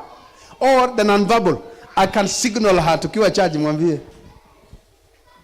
Ni package yangu lakini nitaituma namna gani? Inaweza maanisha uko down ama ama tuonane mteremuko. You know that kind of thing. The danger of non-verbals is that it can be interpreted in many ways, right?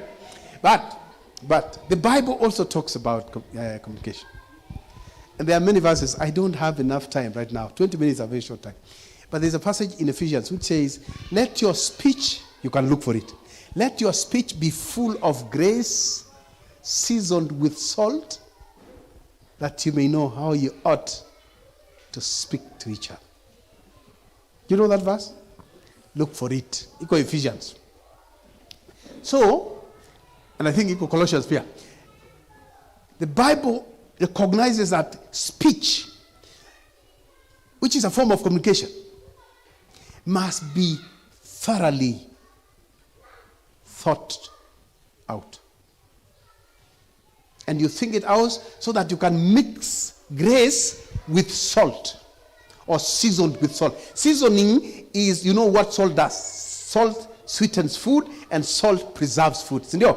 Lakini grace, what does grace mean? Grace means you are being nice to a person who probably does not deserve. So when you talk to anyone, you must think of that.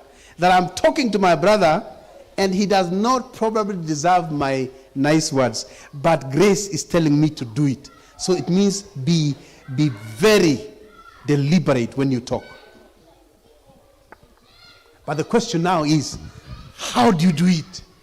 Let's assume we were in church today, like the way we are. And you've liked the way I've asked you to sit. Some of us did not choose to sit where you are sitting. Vile tulisongesha watu hivyo ukachikuta mahali na ukagundua for the first time aki kuna msichana kanisa hii mimi sijawahi muona na uzuri ya kiasi. So she is this beautiful because you have been so close, umeona skin texture yake. Unaonaga yeye akiimba hapo hujaona, lakini leo umekaribia ukaona wa aki huyu ni mrembo. Paka mimi nasikia kushika. Because nice things are supposed to be touched. Ndio unaona watu wanashika maembe sokoni. It's because when it looks nice you want to touch it. And this is also why I tell people don't dress carelessly. Because if you are so careless that your chest is so exposed and your butt is also so exposed, what are you trying to say? Are you suggesting people should go ahead and touch? Because when the chest is very nice, very nicely exposed, na kanaonekana ndani kidogo kwa mbali, kanaonekana ndani, what do you want people to do? Waichike? No. You're pushing them too far. And the butt ikikaa nje tu na wewe unajua Mungu alikuongezea kuliko watu wengine, unataka ikae nje ifanyiwe nini? That's the principle. Grace. Dress gracefully, speak gracefully. Now, the next thing is, then how do we do it? Now that we are here. And nimemuona ni mzuri, huyu jamaa ni mzuri. He has a nice voice or he has a nice smell. Anavanga perfume mzuri huyu jamaa. Nilikuwa sijajua ana choice mzuri. Bila amekaa karibu na mimi nimesikia aki. Hii perfume ni ya noma. Mimi sijawahi. Aki ananukia. Sikunuka, ananukia sana. So what do you do to talk to him? How do you start? And you know the tradition says it is him to start, not you. So what do? Listen carefully. I want you to write down, if you have a pen, Communication has 5 levels. How many? You can use your palm. Communication has 5 levels. Quickly. 20 minutes are not enough. Lakini nikiacha katikati ni sawa, msijali, but at least I will have defined what they are. There are 5 levels in communication, and the first one happens to be the last one. You begin with 5. Okay? So the top one is level 5. Andika level 5 in brackets, andika contact level. Level 5 or contact level. Please andika, because don't think your memory yako ni mzuri sana utakumbuka.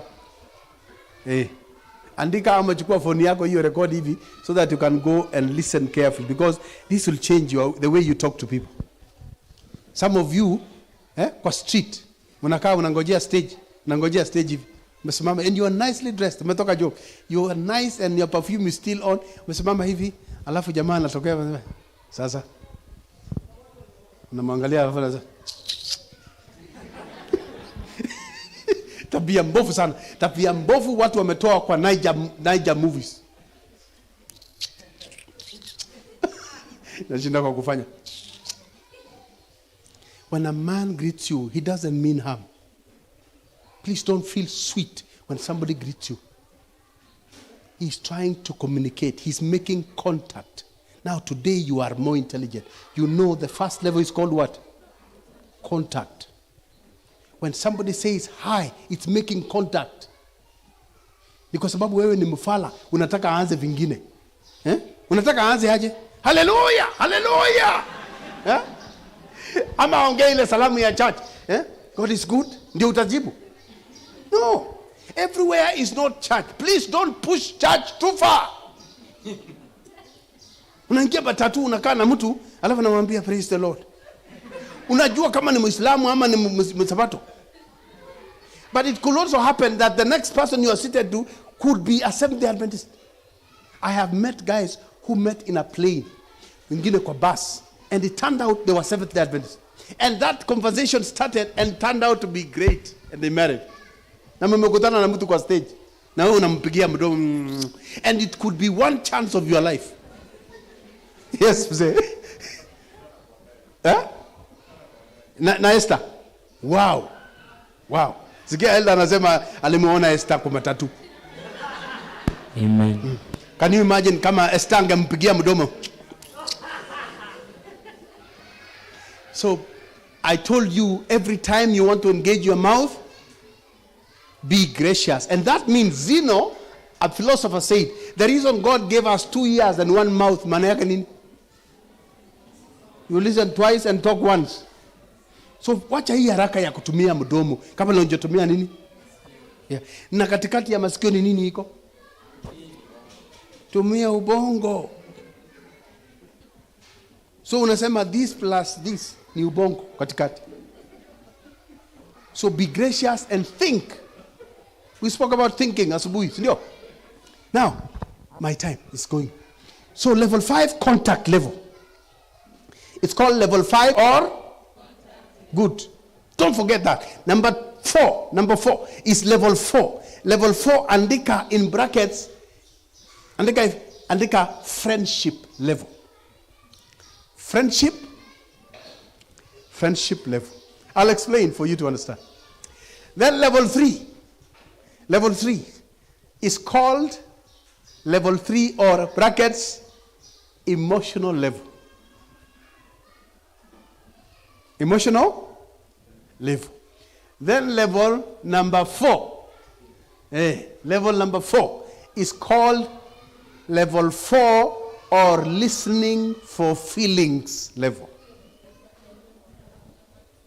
Number 2 is called friendship level. Level 2.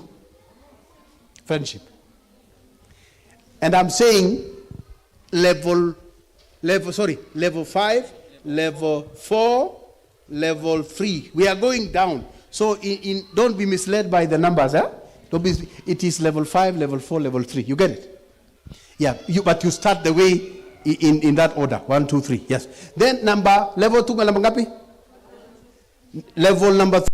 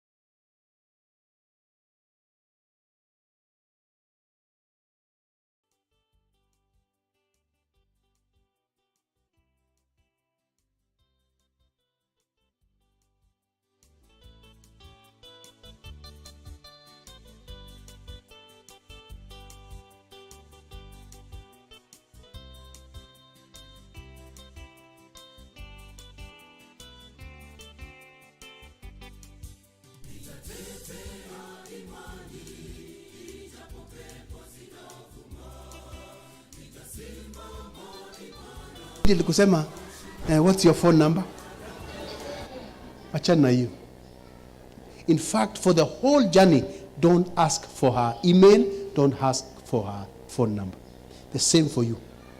It's a put off sign. Mtu anakuuliza unaishi wapi?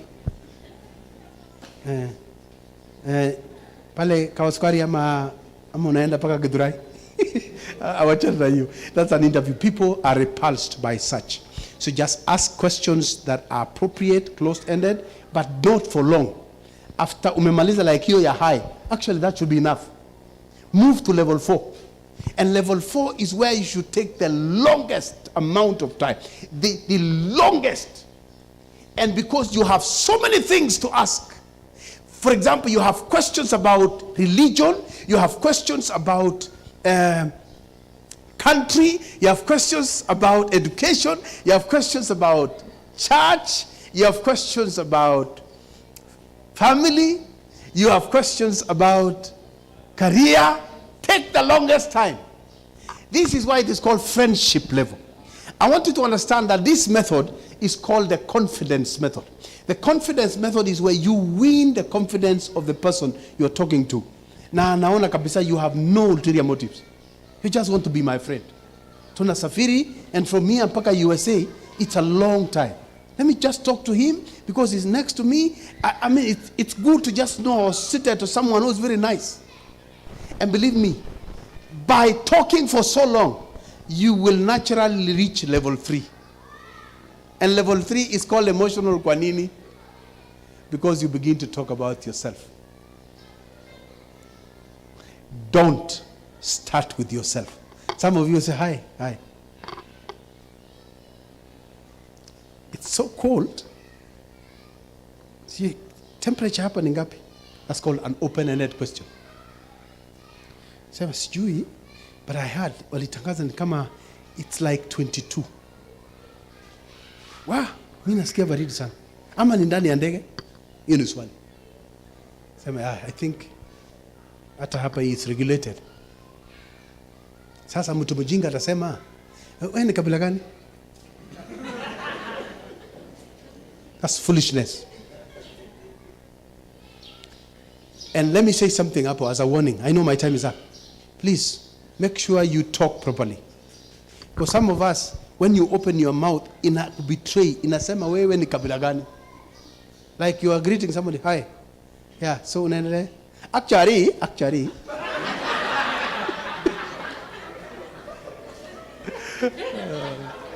Wenda kwa bafu, uanze kujifunza kizungu properly. Or look for a forest and say L, not R, L. Actually. Paka ishike. Because why I'm saying this, some of us, listen, some of us have prejudice about some tribes. And it is a Kenyan thing. Tunachukiananga sana kikabila. Sasa kama utaanza tu saa hii na tuko Doha na umeanza kusungumuza na accent ya kwenu, hiyo safari itakuwaje? And you never know if this lady hates Wakikuyu or hates Wakale or hates Wajaluo. Na wewe unaanza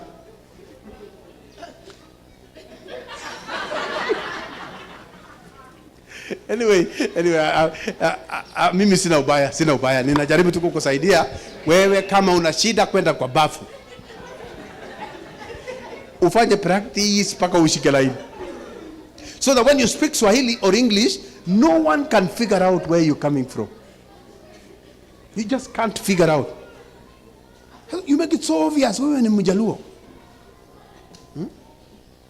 That's a situation. Acha.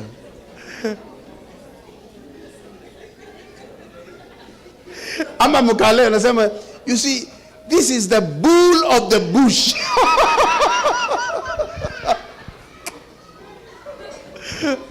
unajimwaga tu kwa mtaro, unajimwaga kwa mtaro asubuhi. So level 3, level 4, you take time, ask questions about education so that don't fall in love with someone who is very educated.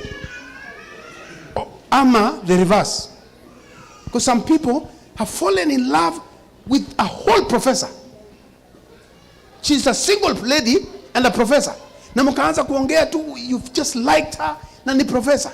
Na wewe unakazana na baba, ulifikanga form 4 ukawacha, ukauza mali, wewe ni mtu ya bottom up. Ukauza mali ukatoboa.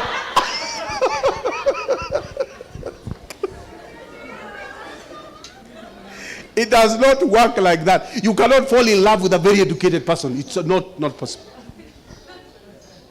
And the reverse is true. Somebody angeenda shule and you found girls who are very beautiful but they have never gone to school beyond class 8.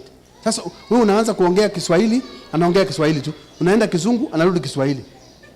Don't go far.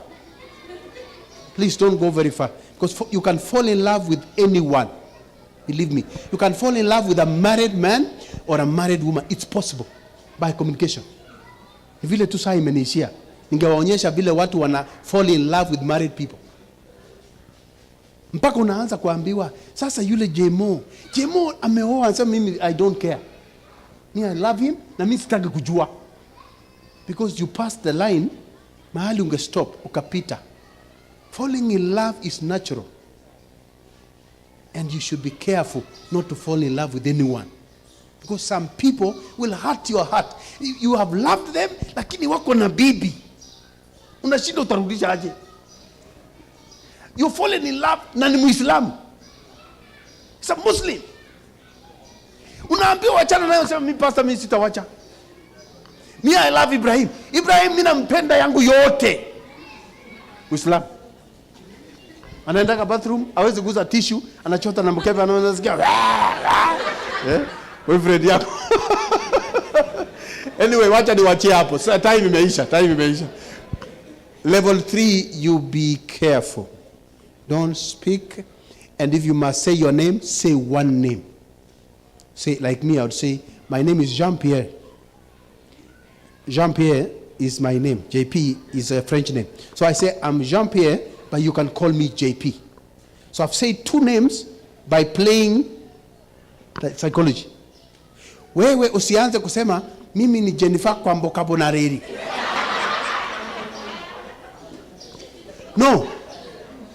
Say, I'm Jennifer, you can call me Jenny. I am Susan, you can call me Sue. I am David, you can call me Davy or Dave.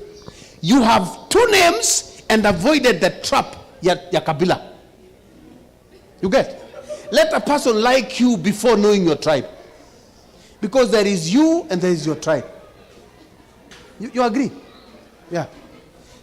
You will, of course, I'm saying you will say your second name at level 3. Mwisho, ikienda listening for feelings. But let me stop there. I'm writing a book, so very soon, if you don't listen to me, you can read my book. So. Thank you very much. God bless you. And I think I stop there. We should be moving to vote of thanks. Now, I will ask the floor managers to take over.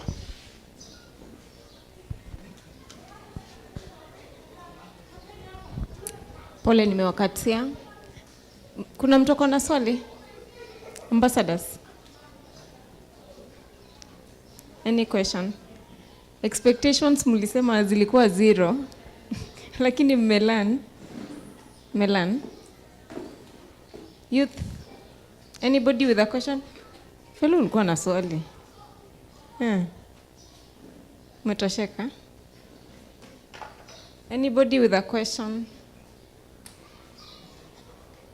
Kulikuwa tu na swali moja from, I think iko in both relationships na money. So there is a lady alikuwa anauliza, sijui kama ni hypothetical ama ni ukweli. Mimi napeana tu swali vile ilikuwa. She has a boyfriend, but she earns more than the boyfriend, and boyfriend wake hakai kujituma. So how should she anafaa ajineni aje? And we know when it comes to money, men wana overvalue how we react to their money. That's a good question. It's a good question and a very difficult situation. Because if you see, the Bible says God made man first and made Adam. But before making Eve, he gave Adam a job. You know that? He gave Adam a job of naming all the animals and taking care of the garden. So that the rule of nature is that the man must be ahead of you and be the one to provide. Awe na kazi, lakini si kusema awe na pesa nyingi, ni awe na pesa inatosha kufanya nini? Kuprovide. Na ndio nikasema hata mtu akiishi nyumba ya room moja, please don't despise him. That is his strength ya mfuko wake. Wewe na wewe ukiingilia hiyo nyumba, umeolewa, uanze kusema tutahama hii room moja sasa ni nini? Wewe unahitaji bedroom ngapi ulale na bwana? You only need one bed, which can be in a single room, inaitwa bed sitter, but nicely kept, or in one bedroom house. You need one bed, you need one pillow, you need one cup, you need one sufuria. You don't even need ile yote unatakanga vijiko 100. You need one spoon to eat, one fork. Sasa ya wageni 2-3. So the idea is don't put pressure on your men. And this is the reason why I said make sure it is not your age mate. Because if you take care of that, this problem is solved. A person who has gone ahead of you, hata kama ukitokelezea unafanya UN leo, hamtoshani. He's already settled. He has planned his life. So ni wewe utafit. Alafu sema na hii pesa yangu tutafanyaje? Unaweka kwa meza. Alafu inabudgetiwa pamoja. Sawa? Na unagawiwa yako. Yako ni kusema ile utaenda kujivinjari nazo, lakini pesa ingine iingie kwa investment, iingie kwa plans za nyumba. So the idea of you saying I have more should not arise. But this would only happen after you take counseling. Because some ladies wamesomeshwa, sema hii nisomeshwa na baba yangu, kwa hivyo hii pesa nitapeleka kwetu. Hiyo ujinga utawacha, lakini itakuweko kama mko rika moja. Mkiwa rika moja utasumbua bwana sana. Mbia baba yangu aliuza shamba baba. Wacha wakule hii mafuta yangu kwanza. So enda kwa baba yako mkule pesa yako kwanza, ukimaliza ndio uje kuolewa. You get? Don't harass men. If they don't have the things you think you want, sweet talk them. There's something called pillow talk. After you have treated your man very nicely, you know you finish him. When you give sex to a man, you finish him. Ni kama kudeflate gari, inalalia tairi. Na anasikiliza. You can talk to him and organize him. What I told you about the hands, sikumaliza, because there is a portion for marriage. I will discuss that when we are counseling. What to do and who should be the one to keep the money. Who should be the one to spend money. Because right-brainers are very spend-thrifty. Wanafika town, hawakuwa na mpango ya kununua viatu, watakuja na viatu mbili. Why? Because waliona kwa street vimetandikwa barabarani. You get? So, and that we discuss before marriage in counseling. But otherwise, the issue of money is a very thorny one, because jobs, Kenya at some point decided to empower the girl child by suppressing the boy child. And girls got very powerful jobs, although university ni ngapi? Emoji. It's an unfair thing. It's called the feminist agenda. Walitaka ati what men can do, ladies can do. Is that so? So unaweza baba wewe unachimba mtaro wewe. Why should we imagine that anything men do we can do? Na mbona mbebange box kuweka juu? Please my dear, help me, niweke hii box juu. So that it's a mess, that society, kwa sababu ya hii socialization. Feminist agenda, now LGBT agenda is coming. And it's going to mess us up. Our children and your children. At least nyinyi ni wetu. Some of you are my children. But watoto wenu, haki Mungu awasaidie. And we start right, then we have it right.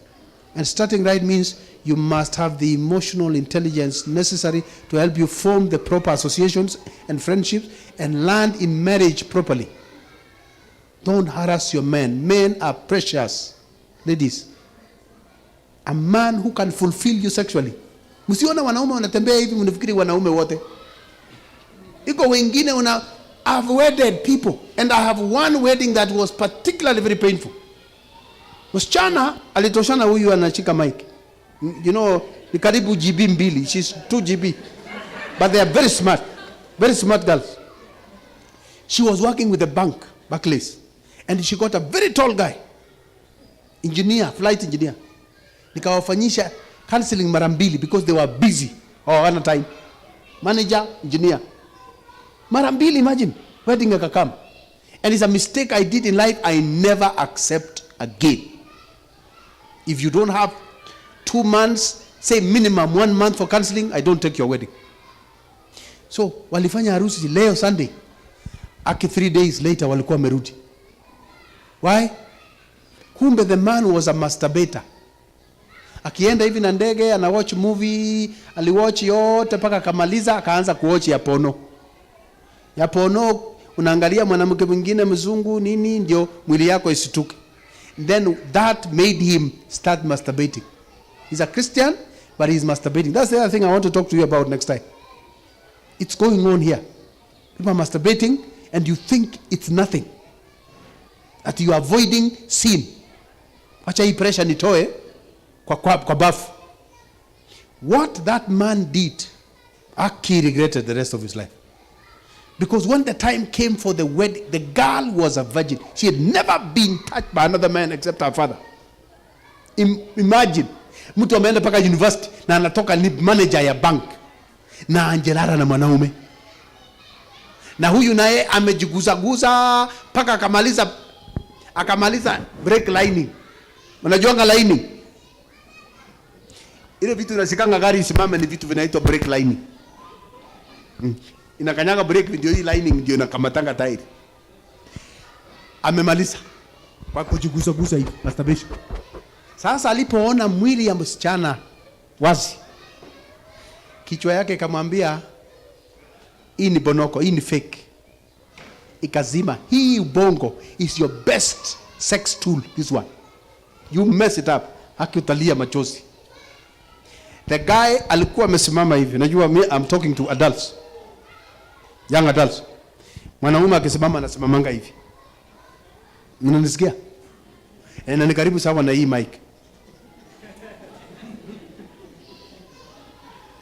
Lakini ubongo ikasema zima taa, zima taa, zima taa. Zima taa means ikifika huko unarudisha majembe ndani. And the girl watched a man's body shrink in front of her. First day, kuna kitu ilifanyika. Second day, wakaenda majimoto ya bafu atisaidie, hakuna.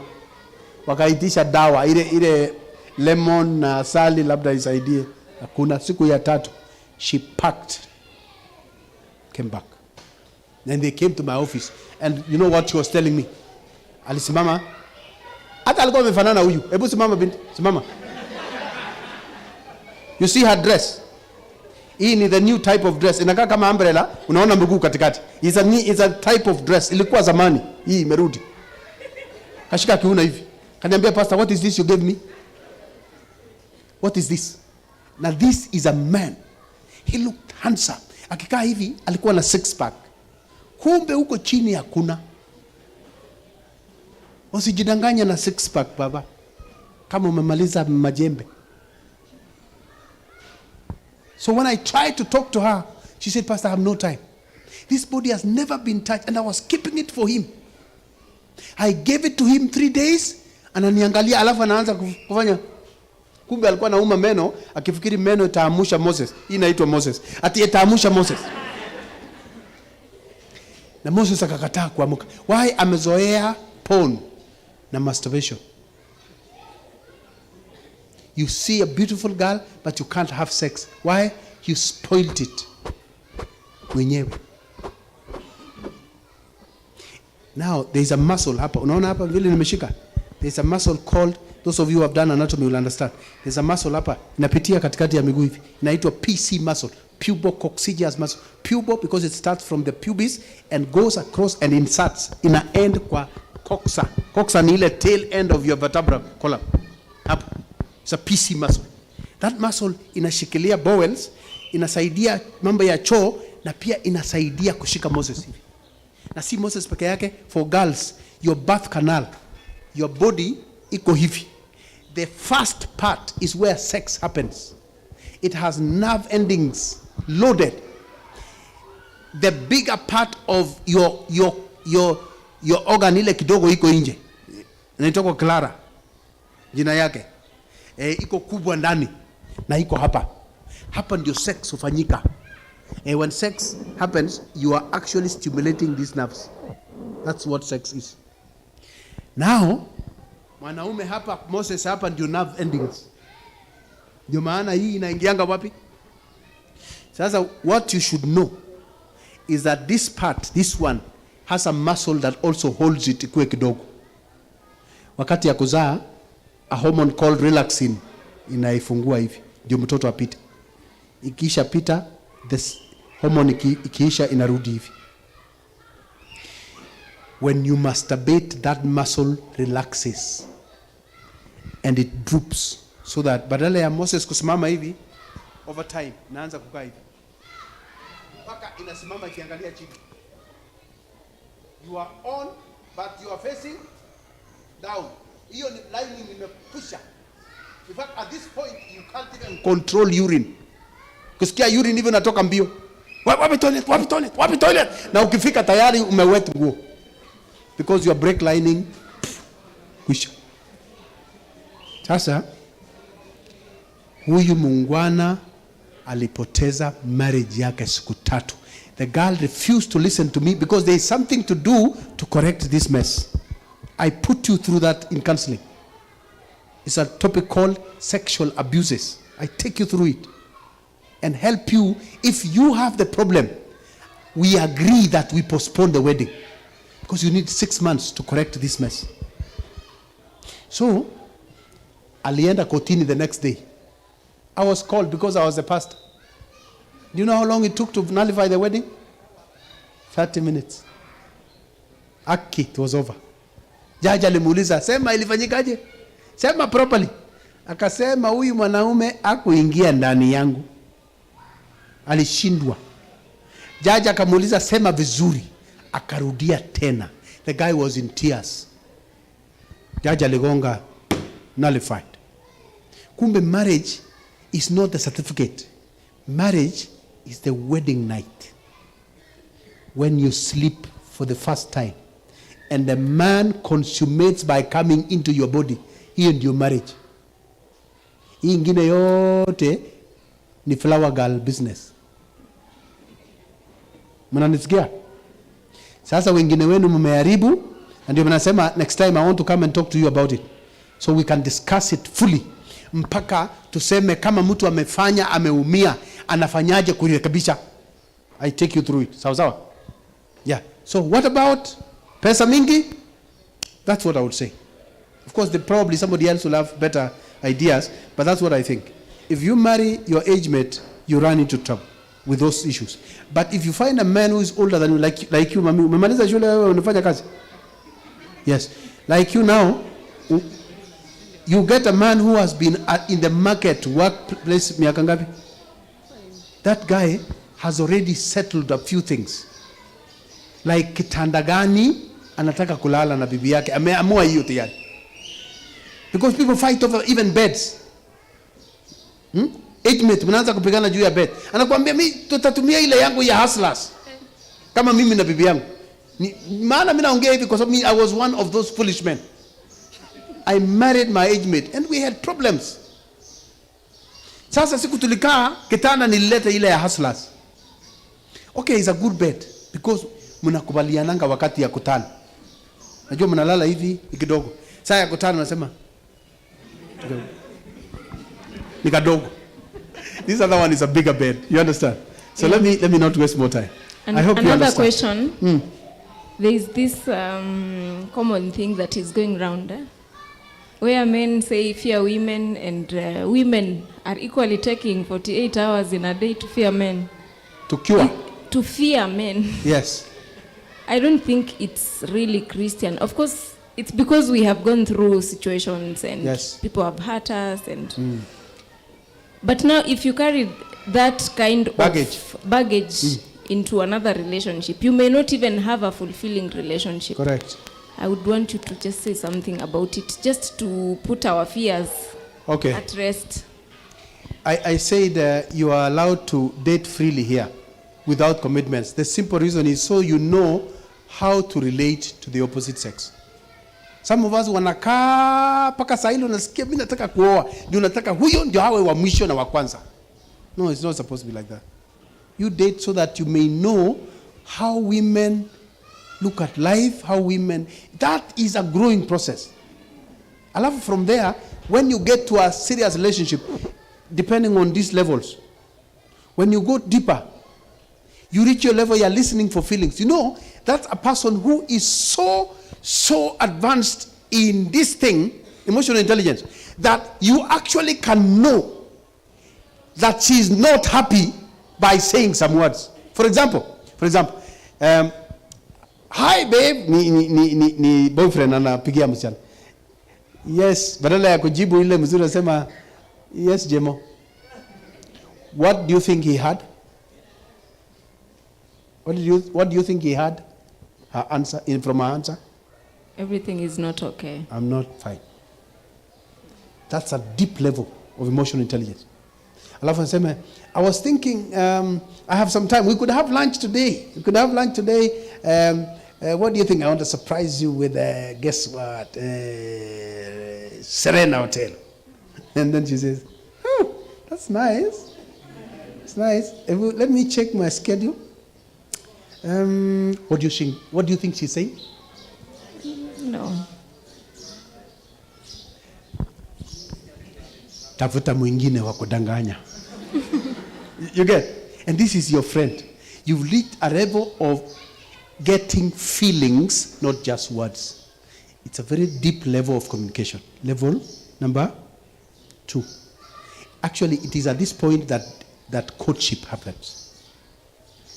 You propose, then you court for a short while, and then marry. So basically, So- you're saying we can date as many people Yes, as possible, date. just to avoid heartaches. heartaches. Because you're making commitments with every Tom, Dick, and Harry, when you shouldn't. So if I go out for dates, guys, I hope mnasikia. They are wanakupata, wanakunyita sana. As long as we have not sealed any deals, I'm Yes. free to go Yes, out. go out, have lunch, and talk. Sawa. Have fun. Alafu baada ya hiyo, Jemo Aki, this was fun. Aki, this was fun. Thanks. It does not mean anything. Ni kusema amejienjoy na hiyo story ishie wapi? Kama wewe unataka serious things, you should go beyond there. Okay? Najua wanaume wanasema pastor, sasa tumetumaliza, pesa yetu imeenda. Kama ulikuwa na invest kwa dates, wacha hiyo mchezo. Wewe jivinjari ya kufurahi. She is not your investment. Date freely. Next week ukionekana ukienda date na mwingine na huyu hawezi kuzusha. Yaani last week ulinipeleka Serena. This week unapeleka Laiko. I think you are womanizer. Wacheni hiyo mchezo wasichana. That does not mean womanizer. He's dating. And research shows 65% of the women, 65% of all the women you have dated, 65% chances, mmoja wao utaoa. You don't marry somebody you never did. So, 65% is almost 2/3 chances. So take your dates very seriously. They're important. But if you are in school, just date. It is just your right to date. Just get to know. It's not yet time. Nimewaambia mtamaliza shule na mungoje miaka ingine ngapi? To settle. Settle. Nunua TV. Kama unataka ile inapiga combo, kona hivi, nunua. Before you settle. Because so you don't come fighting with a woman over taking a loan to buy a TV. Ati mimi unajua mimi Man U, nisipoona Man U na TV ile imekaa hivi, mimi nasikianga mgonjwa. Maliza hiyo ujinga kabla ya kufikia kuoa. Thank you. Please do the vote of thanks. Alafu tumalize. Otherwise usiku itakuja. Question nyingine? I think I have a set of 3 questions. I don't know whether you'll summarize them. Okay. The first one about age. I think there's this slogan that goes around. We are 80%. The people that we are is influenced directly by the environment that probably we grew up in, you know? So that's true. It's called socialization. Yeah. Yes. So you find that there are people that are younger in age, but maturity level is quite high. So when you're looking at the maturity and the age really doesn't match, it is not directly proportional, I would say. Okay. So is it right for you? You can meet someone, of course, probably they are younger, or even you're within the same age bracket, I would say. They're less than the 5 years that you gave us, yeah? But you tend to communicate more effectively, that is. Okay. You share a lot in common, and they have a bigger picture about life, you know. Is it right that you should settle down with this person? This is why I say date with your age mates. Because rapport na nini, lugha, vocabulary, muko level moja kabisa. But story ya kuolewa mami, you need a deeper thing. And the deeper thing here is you need a person who is not viewing life at your level. Amekuwa exposed mapema. You will be his baby for a long time. It will be very protective. Because you will remain young for a very long time. Lakini hii rika yako hii, you will grow bang. Sahi, you'll feel embarrassed being with you in public. Because you look older than him. And it happens between 5 to 6 years. Those cracks, I have dealt with them. They are so bad in these English churches especially. Ndio mahali wasomi wako wengi. Wamekutana law school, wamekutana school of medicine. The marriages are sorry. And I have reached a conclusion. It's true there are exceptions. There could be an age mate who will fit you, but we will have to be counseled. If it is me, we will have to discuss the problems of age mates. And there are many problems. One of which is you will always see things better than him. So we have to discuss that. Tukiwa kwa church kwa mfano like now, and you are with your husband, yuko business meeting. Watu wanaongea, alafu bwana yako anainua mkono, anaongea matope kabisa, wewe unasikia, then you raise your hand after him and say, Chairman, I don't agree with some people. You don't want to say my husband. And you give an idea that is better than his. Why? Your outlook is better. Na si kujifanya. It is not something you learn in school. It is exposure. You see, as you grow, you form layers of tools with which to decide and deceive a life. That's why decision making depends on experiences. The older, let's give me an example of politics. Unaona hiyo ofisi anaitwa nini, yule mkubwa ya serikali anaitwa nini? Kinywa alikuanga. Inaitwa public service. You cannot put a young man like bottom up wamefanya. The guy is zero experience. Now he's having problems. Wameshindwa hata kulipa rent. Because the man running the government is a youth. You look for an older man. Kinywa. Huyo Kibaki alimtafuta. Kibaki alitafuta mwingine anaitwa Mutaura. Huyu Uhuru akatafuta Kinywa. Ukienda kwa Moi alikuwa na several. Age and some jobs go together. Like first elder. Amwezi tafuta kijana ameoa juzi. Ati sisi kanisa yetu ni .com na ni mtu alioa njeza anafanya mzee wa kwanza. Choma kanisa. So the same thing applies to marriage. You can't say your age mate has more exposure and set of skills better than you. Mnatoshana. Now, the unfortunate thing is, you will be better because women grow faster. Both physically and, yeah. So, but the gap closes at 40, I said. The gap closes at 40. Yeah. Yes. Yes. After 40. The set of experiences are almost balanced. He is exposed now almost equally. Ameuliza tayari. So at 40, you're almost at par. Mnaweza bishana kiasi, and because amekuwa na ujuzi, anakuambia now, I have heard you and thank you for your opinion. Sasa mimi ndio mzee wa nyumba. Tutaenda hivi ama tutachukua hii kwanza alafu hii. Because democracy. Time for for the age that you should get married, between 20 to 30, 30 to 35, No, after school, ladies, when you graduate, you can have a wedding the following month. No problem. Because your men have already settled. Are you getting it? But men, you cannot marry in school like me. You cannot marry the year of your graduation. Unless you want to marry an older woman. Which is a lie. You'll be just deceiving her. Ati mimi ile ya Wamboi, unakumbuka Wamboi na jamaa aliolewa? That was a lie. You can't marry your mother. You can't. Why? Because eyes for men is a very important organ. What you see is what turns you on. Sasa niambie mama mzee, ila anakusanya kifua hivi, alafu wewe unamuoa. Unajua wewe utaoa mpya, anasimama kifua hivi. Iko sawa. That is nature. Sasa wewe unataka huyu wa kuanza hivi, akitoa nguo mchana unamuuliza, Yeah. So that's the last one, yeah? Why is it that especially when you're a female and the higher you climb the ladder, probably of professional and job, and it becomes so hard for you to get married at the end of the day? Is it that our cluster or even our education, our professions, they intimidate our men? Yes, they do. Kwa hivyo, wasichana, I know you love to read and your parents have said, Soma, please don't go beyond masters before you settle. Don't. Ukianza PhD, unatafuta maneno. Unless, no, I'm just telling you, socially, PhD is supposed to be done by people who have been working. Not freshies. At the first degree, kamaliza. Kabla hata kufanya kazi, second degree, kabla hata hujamaliza unasema PhD!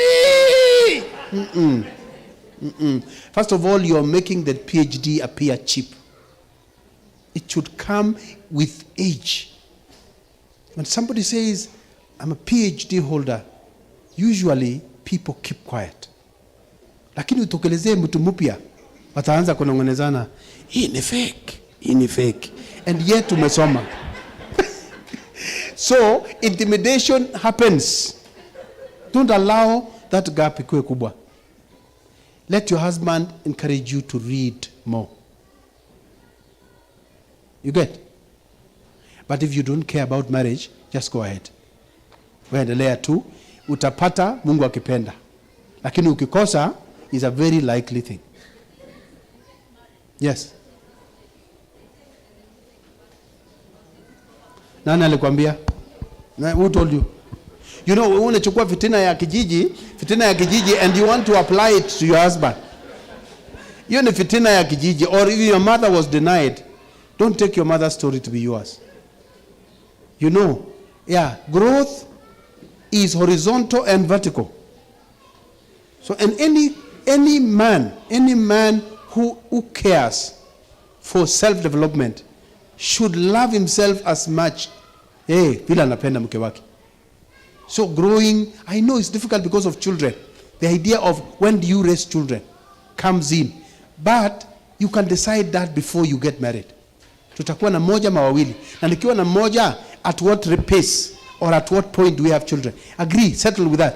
Then when you come for counseling, that question will come. We'll discuss children. And when we discuss, I become the partner of the two. Ya kuwitness kwamba tumekubaliana watoto tusae kwanza alafu tuendelee na career development. Ama tuendelee tukispace. But it's a tough test. Don't use another experience to be yours. It's not. It depends on how many people? 2 people. Prejudices will hurt you. Thank you very much. I've seen elder stand. Elder, unaweza kutoa vote of thanks ukicomment. Najua wazee wamejasema kitu. Unaweza sema yenu. Alafu bora msimwagie maji yangu kwa sababu sina time ya kujidefend. Thank you, elder. Asante, Pastor. Good evening. This topic on relationship, Pastor, you may not finish. When you start asked a question, there was no question, but the moment one asks, they'll keep on coming. But allow us cut you, because Pastor is traveling as we are speaking. You may not know, but it's important you know. We need to let Pastor leave. For the deep love Pastor has for you, he traveled all the way from Mombasa and is going back to Mombasa. So we don't have to keep him up to very late. It is good we let him go. Have you learned something? But you have still disappointed me. I expected this place to be full. The caliber of a speakers that God gave us today, I was expecting the whole of this place to be full. But I know you will tell me there are others who are following online, right? So that you hide there. Can we invite him again another time? I think you need a retreat. Sindio? Kabaya, panga retreat, ukuje utuambie. Na elder wako ndio ule. It will come to us, we see.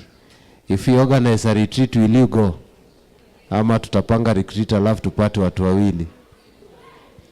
I think you need 3 days with Pastor Maywa on the lower side, sindio? So that all these things are addressed. And you'll learn a lot from Pastor. So, Pastor, when you hear our call again, just accept so that you benefit this team. We can even make it a district. Kabaya, you are an official in the district. Have that discussion. We can make it bigger beyond where we had it today. Otherwise, children of God, thank you so much for coming. Ambassadors, you are learning high voltage things. All right? This is what always happens in senior youth. And you have been prepared to go there. And I think it is nice. Did you learn something? How many are happy? Aha, nice. Thank you so much. I think, Pastor, allow us end it here. On behalf of the Elders Council, we thank you for coming. And I want to take this opportunity to thank our facilitators, our Shosh, you call her Shosh, who has been of great help to us. I know majority of you are surprised on what she was handling. When she goes out there, you cannot imagine. But when we are in church here, and you see people around you, you may not know what they are able to do. Thank you for helping us today. When we call you another time, please accept. And our pastor, we thank you for accepting to come despite the very busy schedule. By the way, you need to know, getting Pastor Maywa is not a walk in the park. And it was by the grace of God for him to even come all the way. At least Rose knows. She really pushed me. For me to look for Pastor, and Pastor was far away, but by the grace of God, Pastor is here, and I believe whatever we have learned today is not just going to be in vain. Si Mungu awabariki. Pastor akienda afanye namna gani? Elder in charge, kindly you can say something, but before that, may me have the youth leader to say something, then we pray. Good evening. Mine is to thank all of you for making it to this day. Musingekuja, pastor angepata audience ya kuongelelea. And the ambassadors, I am really happy with the numbers that I've attended. The youths, there is a challenge. Mkiangalia ambassadors ni wengi. It's like they are the ones who need the information more than us, and I think it's us who need the information more than them. They have more time than us. So whenever we are called upon for such an event, let's purpose to come and attend. You can attest that we've gained a lot. Syncline, you are not the Syncline of Asubuhi. Nimeona you've learned a lot. So let's always embrace such teachings. And for our pastor, we are really grateful for the talk. And hatujatosheka bado, we need more. Maswali umeona zile zinakuja Elda, tunashangaa hata jioni imefika aje haraka. We would have more. Hawa hawajauliza swali hata moja. So I think soon we will organize for a retreat as our elder suggested, and I will urge all of us, sababu tushaonja kindogo, we know what to expect. So I think we will all be ready for that. I also thank the church for supporting us. Hiyo food yote tumekula na kila kitu. I am so much grateful for the people who came through when we needed their help. Not forgetting our elder, our sponsor who is not with us, our first elder, and everyone. And Jael as well, ametusaidia sana. She was the moderator. Hata kama alifika amechelewa, we understand. So, I don't have much to say, Elder. Thank you all. Elder, just one word, we pray. Thank you very much for coming. Unajua na shukuru sana pastor. Pastor, tunajuana na tumejuana kwa miaka mingi tu. Miaka imepita zaidi ya 20 tangia tulipojuana. Tukiwa shule huko. Nikiwa shule. Na kushukuru sana pastor kwa kuja. We are greatly humbled, but we apologize for one thing. That we should have been more than this. We should have been more than this. We have quite a number of youth within the church, but I know that there are others who are following from wherever. Thank you very much, Pastor. My only humble request is that when we look for you next time, kindly extend some favor to us. I'm sure you have a busy schedule. Even if it is fixing us within that schedule, please do that. Asante sana kwa kuja, and may God bless you. When you go back, kindly say hi to family. When you go back to Mombasa, please take our greetings there. Thank you very much. Simbarikiwe. Tusimame tuombe. In our midst we have Elder Robinson, mzee salimiana hapo nyuma.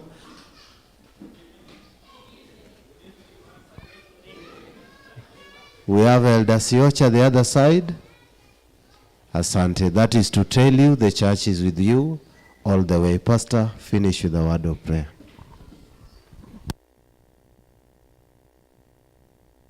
Tuombe. Baba wetu wa mbinguni, tunashukuru sana kwa mchana huu wa leo ambao ulituwezesha tukakutana kwa mkutano huu, na tumekuwa na muda mzuri wa kusemezana na mambo yanayohusiana na maisha yetu kama vijana kanisa, na tumekuwa wazungumzaji wawili. Najua kuna mahitaji mengi, masuala mengi ambayo hata hatukuyaguzia, masuala ambayo ni muhimu kwetu kama vijana kuyaelewa, na tunaomba utusaidie kwamba tukaweze kufahamu na maarifa hiyo ya maisha tukaweze kuipokea kwa kutupa nafasi nyingine. Tunapomaliza sasa na kufumuka, tunaomba utuongoze, baraka zako ziwe na kila mmoja, na mapenzi yako yatendeke. Kwa jina la Yesu tumeomba. Amen, and God bless you. Go well. We will meet another time.